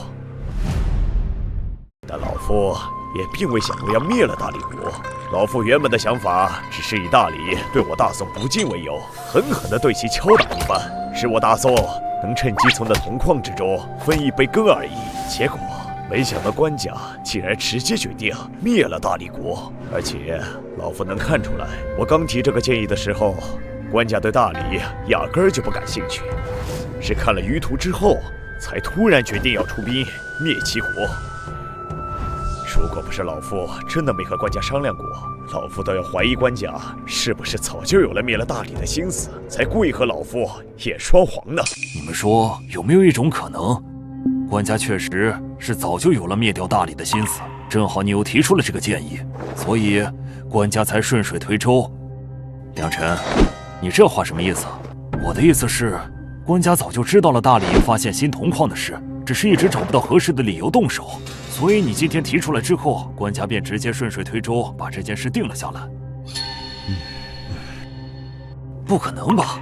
根据我打听到的消息，那个铜矿发现不过几个月的时间。向我透露消息的那个商人是因为与大理皇室有来往，才无意中知道了此事。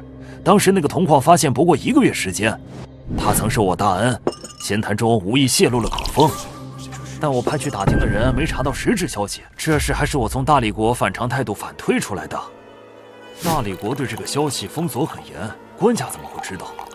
梁辰，你是说官家在大理国自有渠道，能知晓那里的一切？如果不只是大理国呢？好了，这个话题到此为止。彭举，关于出使大理的事儿，你是怎么考虑的？不瞒各位老大人，如果要是直接出兵大理的话，非责无旁贷。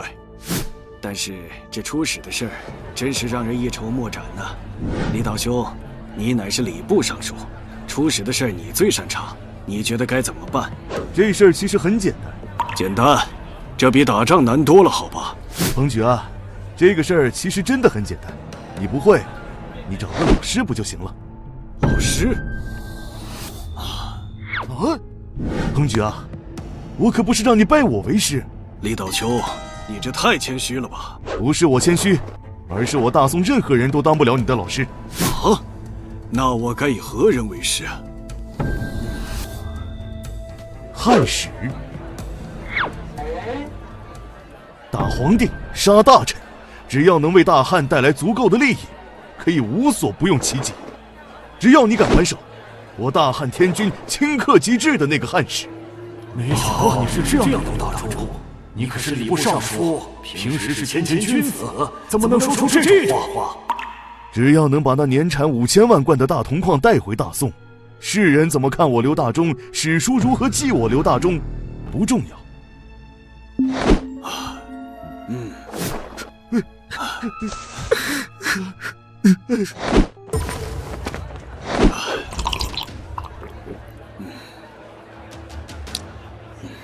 彭举啊，你准备打他的皇帝，还是准备抢他的皇后啊？彭举，刚才力道兄的意思，你应该明白了吧？老大人，我明白。既然我们这一次是以灭齐国为目标，那使者的作用就是要激怒对方，迫使对方犯错，这样我们才能有出兵的理由。毕竟我大宋乃华夏正肃，讲究师出有名。没错，确实是这样。不过彭举，你打人没问题，但要让你气人的话，估计不太行。还请老大人教我。我可教不了你。不过我倒是有个副使的人选，想要推荐给你，就是不知道你敢不敢用。敢。胡权，你敢不敢用？胡权？对啊，他那张嘴啊，连老夫都怕。估计大理君臣在他面前连一合之力都没有。到时候他负责闯祸，你负责等他闯完了祸之后，及时带着大军赶到。有你们2个人配合，老夫相信大理必将入我瓮中。好，谢老大人。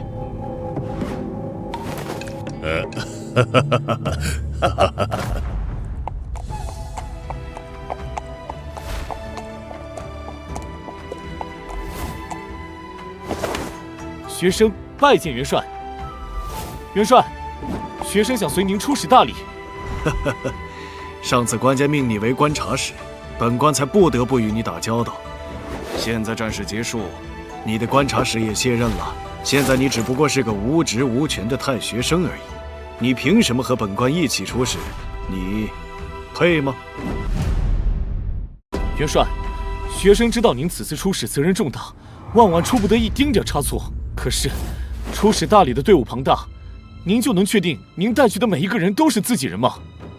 万一其中混有您对手派去的人，说不定就会累得元帅辜负了官家的期望。这个就不劳你操心了，本官自会认真的排查。与其排查，您何不干脆让我随您出使呢？毕竟您知道我就是秦相的人，如果真出了什么纰漏，也可以成为您扳倒秦相的武器，不是？他到底什么情况？既以秦桧人自居，又不维护秦桧利益。你想随本官出使大理，是你自己的意思，还是秦桧的意思？既是学生自己的意思，也是秦相的意思。出使大理山高路远，你就不怕出点什么意外，再也回不来了吗？能死在元帅的手里，乃是学生的荣幸。你这意思是出事就赖我身上？这小娃娃胆子真大！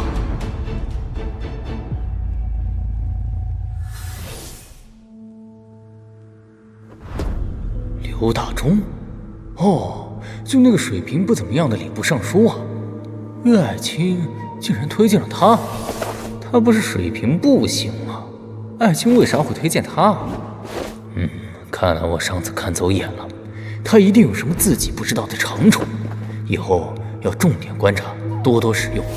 陆游，就是上次那个太学生，他才16岁，爱卿就这么看重他，可以，以后好好培养。胡权，这谁呀？既没听过也没见过，哪儿冒出来的人？莫非不在京城？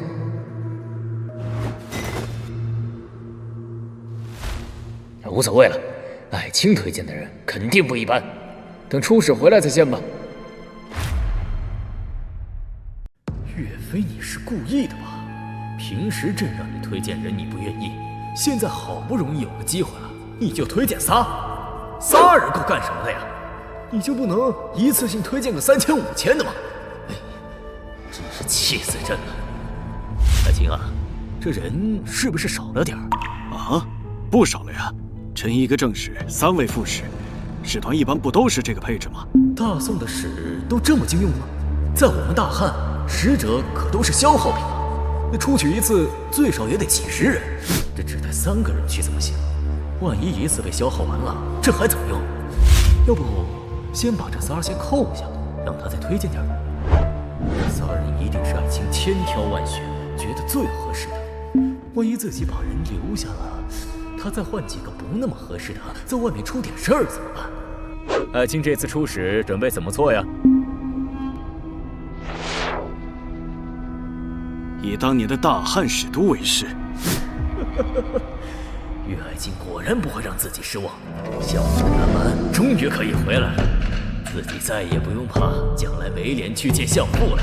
好，那爱卿就去准备吧，等你出发的那天，朕到城外送你。谢官家。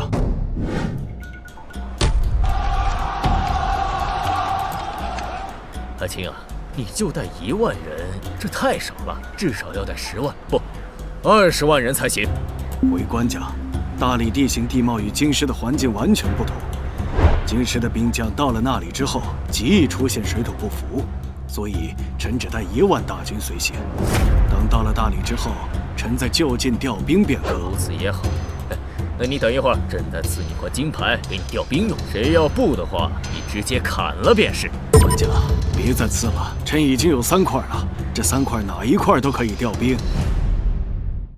那好，那朕就以这一杯薄酒，祝愿爱卿早日凯旋。到那时候，朕还来这里迎接你。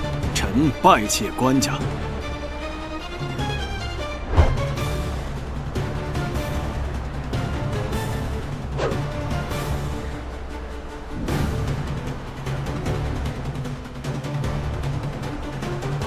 爱卿，你到了大理之后，可以寻找一下当年大汉之时的南蛮后人。如果找到了，就替朕问他们一句话，问问他们还记不记得当年与诸葛丞相的约定。官家放心，臣一定把官家的话带到。好，爱卿保重。官家保重，臣去也。恒举啊，刚才官家特意又把你叫回去，说了什么？官家让我们去寻访当年大汉之时的南蛮后人。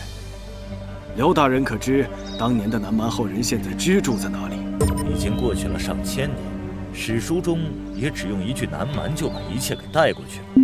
这还真不知道当年的南蛮到底找的是哪个部落，又居住在哪里。官家所说的是大汉之时的南蛮，应该是指当年被诸葛丞相收服的那一支。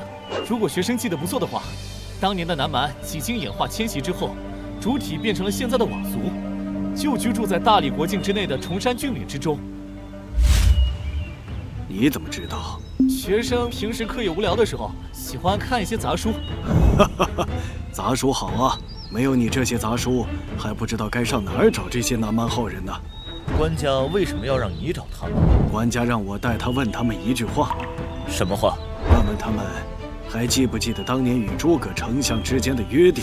约定？什么约定？不知道，官家没说。诸葛丞相收复南蛮，史书上、杂书上记得都有，但他们之间有什么约定，还真的从来没听说过。而且，就算他们之间有什么约定，跟大宋又有什么关系啊？下官胡旋见过岳元帅，见过户部尚书大人。邦衡，快免礼。这位可是个真正的猛人。大宋讲究与士大夫共天下，官员之间的政治斗争，一般也都是把对方赶出朝堂，就算达到目的，很少奔着要命去的。但眼前这位可不管这些。绍兴8年，秦桧主张与金国议和，这位直接上闸子，建议将秦桧以及他的同党孙晋、王伦3人斩首示众。这一举动当时可是震惊朝野，任谁都没想到胡权竟然会这么猛。可胡权也正是因为这个结果被贬到新州，后来更是贬到吉阳。瞅瞅他那两鬓的白发，就知道这些年过得不容易。两位大人是在可怜胡某吗？邦衡兄误会了。当年邦衡兄敢为天下先，直接处死秦桧及其党羽的风采，我与庞举到现在想起来还神往不已。怎么会是可怜你？我们只是可惜邦衡兄天纵之才，不能在朝中辅佐官家，只能蹉跎在吉阳那不毛之地而已。有什么可惜的？我胡权与秦桧那等对外敌奴颜卑膝之辈不共戴天，相比与他同朝为官，胡某倒更愿意纵情于吉阳的山水之间。方恒志向之高洁，吾等不及也。老大人的志向，学生可是不敢苟同。是何人，敢在此淫淫狂吠？你丫的自己没骨头投靠了秦桧那个狗贼就算了，竟敢看不起铁骨铮铮的胡邦恒，谁给你的狗胆？看来这小子是留不得了。学生陆游拜见老大人。如果学生听得不错的话，刚才胡大人说，宁愿在吉阳的不毛之地纵情山水，也不愿与秦桧共处于朝堂之上。没错，胡某与秦桧那乱臣贼子不共戴天。刚才岳元帅和刘尚书两位大人都说胡大人乃天纵奇才，学生实在是没想到，当年因利剑处死秦桧及其同党而闻名天下的胡权胡大人，竟然如此的愚蠢。哼，真是见面不如闻名啊！住口！你这黄口小儿，谁给你的胆子敢如此羞辱胡邦恒？元帅，学生说的不对吗？小娃娃，我不管你是谁，也不管你是受了谁的指使，今天你要说出道理，那便罢了。如果你要说不出道理来，那就不要怪老夫以大欺小了。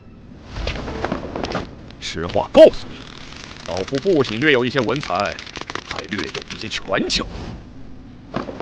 学生敢问大人，您10年寒窗学得一身文武艺，为的是什么？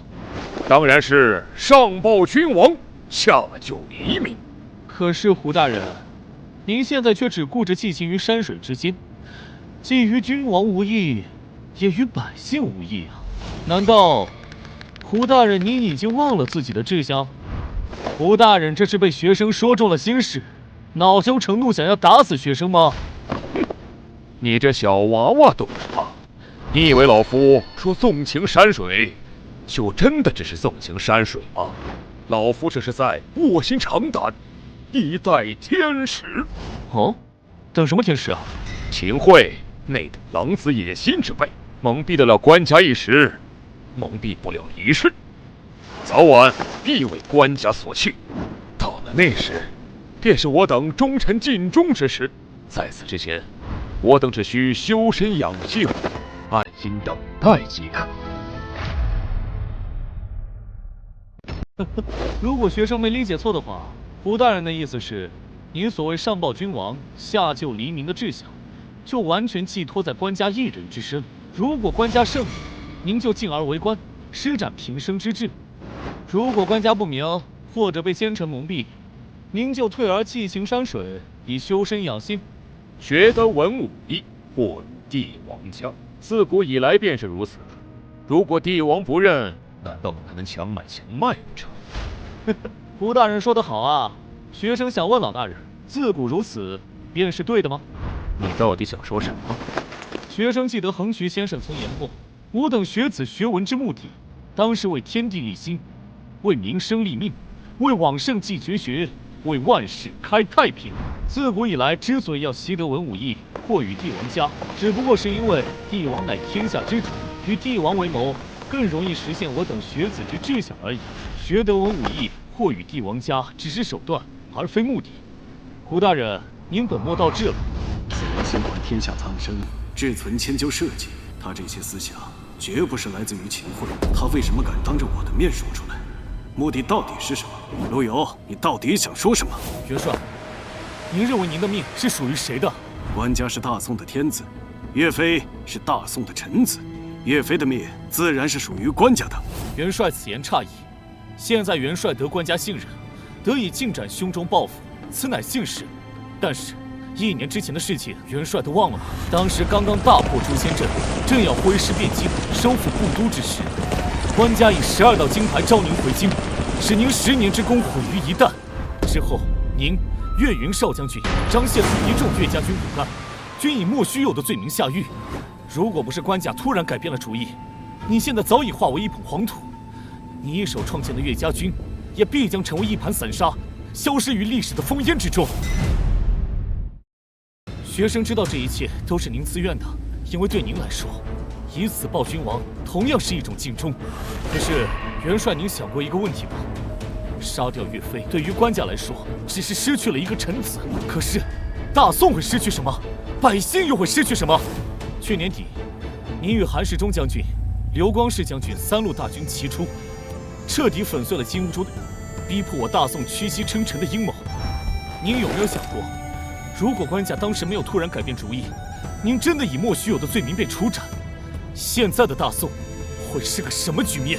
说实话，学生设想过，如果当时将军真的被处死，我大宋绝对会在秦桧主导之下，按照金兀术的意思与金国议和。我大宋会向金国称臣、割地、纳岁贡，从此我大宋会持续不断的被金国吸血，直到吸干榨尽为止。大宋从此再无翻身之机。不可能！纵使岳飞身死，朝中还有韩世忠、刘光世，还有无数忠臣良将，绝不可能！元帅，我大宋自靖康国变以来，痛失半壁江山，只能偏安于南方之地。学生虽然不才，但也算是阅尽史书。有史以来，以南方偏安之地为基，实现华夏一统者，至今尚无一人。得天之佑，大宋有了元帅这种以南攻北，还能屡战屡胜的绝世将星降生，才保留了最后一丝收复故土的希望。如果元帅真的以莫须有那种可笑的理由被处死，大宋必将为天所厌。到了那时，大宋只能永世被异族首领于铁蹄之下，百姓也只能永世生活在民族屠刀的烧戮之中。所以，大宋根本承受不起失去元帅的代价，百姓也承受不起失去元帅的代价。元帅，您的这条命根本不是属于您自己，也不是属于官家的，而是属于大宋，属于大宋的百姓。官家没有资格处死您，秦桧更没有，任何人，包括您自己也没有。元帅，你明白吗？他说我的命不属于官家，甚至不属于自己，而是属于大宋，属于大宋的百姓。真的是这样吗？可是自古以来，不都是君要臣死，臣不得不死吗？难道错了吗？陆小友，你到底想说什么？胡大人，学生并无任何对您不敬之意，只是学生有句话不吐不快。什么话？元帅绝世将星，差点因为一个莫须有的罪名死于非命。你胡大人一身才华，却只能在西洋那种不毛之地晒太阳钓鱼。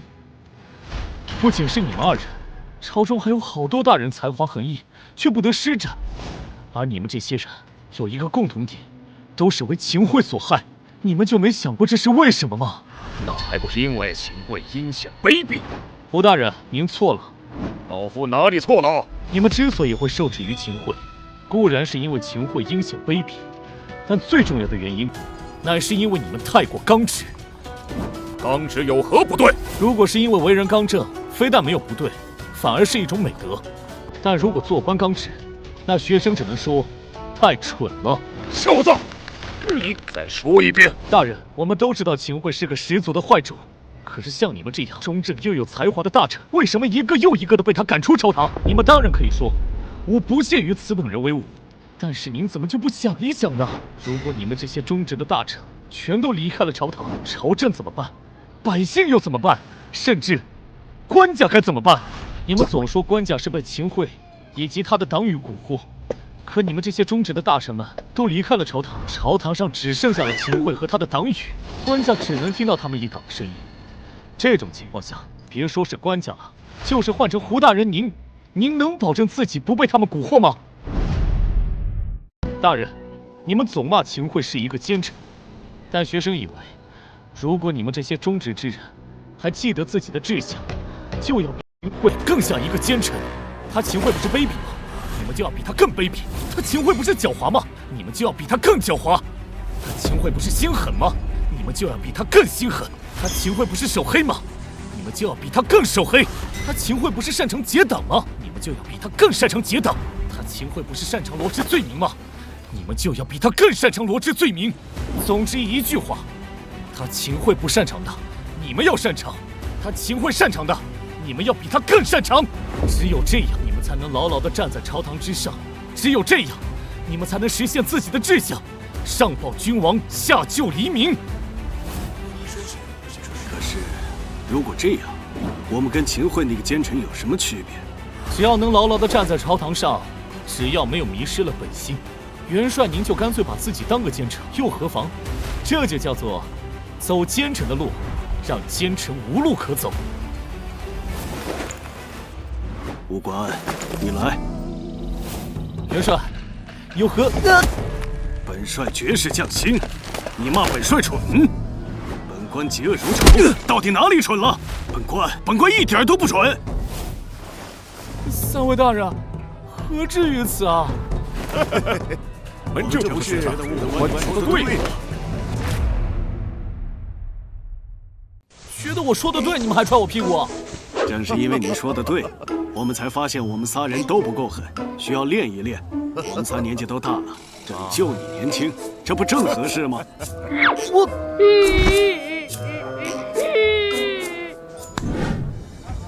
元帅，武官，之前把你当成秦桧门下走狗，是本帅误会了你。有元帅此言，学生再无所求。你刚才有句话说得很对，我们确实要学着如何更有智慧的与秦桧那等奸党斗争。但是，本帅有一句话要警告你。元帅，你说。你刚才的想法，已经是10乘10的无父无君。官家有些行为虽然吾也不敢认同，但官家对大宋有再造之恩，却是不争的事实。今天这些话，只有我们3人听到，而且我知道你的主要目的，乃是为了点醒我等，所以今天之事，本帅便不再与你计较。但是，一旦哪天本帅发现你做出了什么无父无君之事，不论你有什么理由，本帅都会亲手斩了你。你听懂了吗？元帅，学生实在是被去年之事吓到了。学生不敢想象，大宋没了元帅的话会怎么样。虽然现在官家对你无比信任，但学生就是怕官家哪一天再变得跟以前一样。陆游，你不止一次说过，你是本帅为平生之楷模。如果你真的这么想，那么如果有一天本帅真的不在了，你就应该拿起本帅的长枪，骑上本帅的战马，继续完成本帅未完成的遗志，而不是在什么都没有发生的情况下，因为本帅曾经的遭遇而对官家心存怨怼，懂吗？学生懂了，元帅放心吧。学生在您面前立誓，这一生都会像元帅一样尽忠报国。如果学生哪天违背了初心，不用元帅动手，学生自裁以谢天下。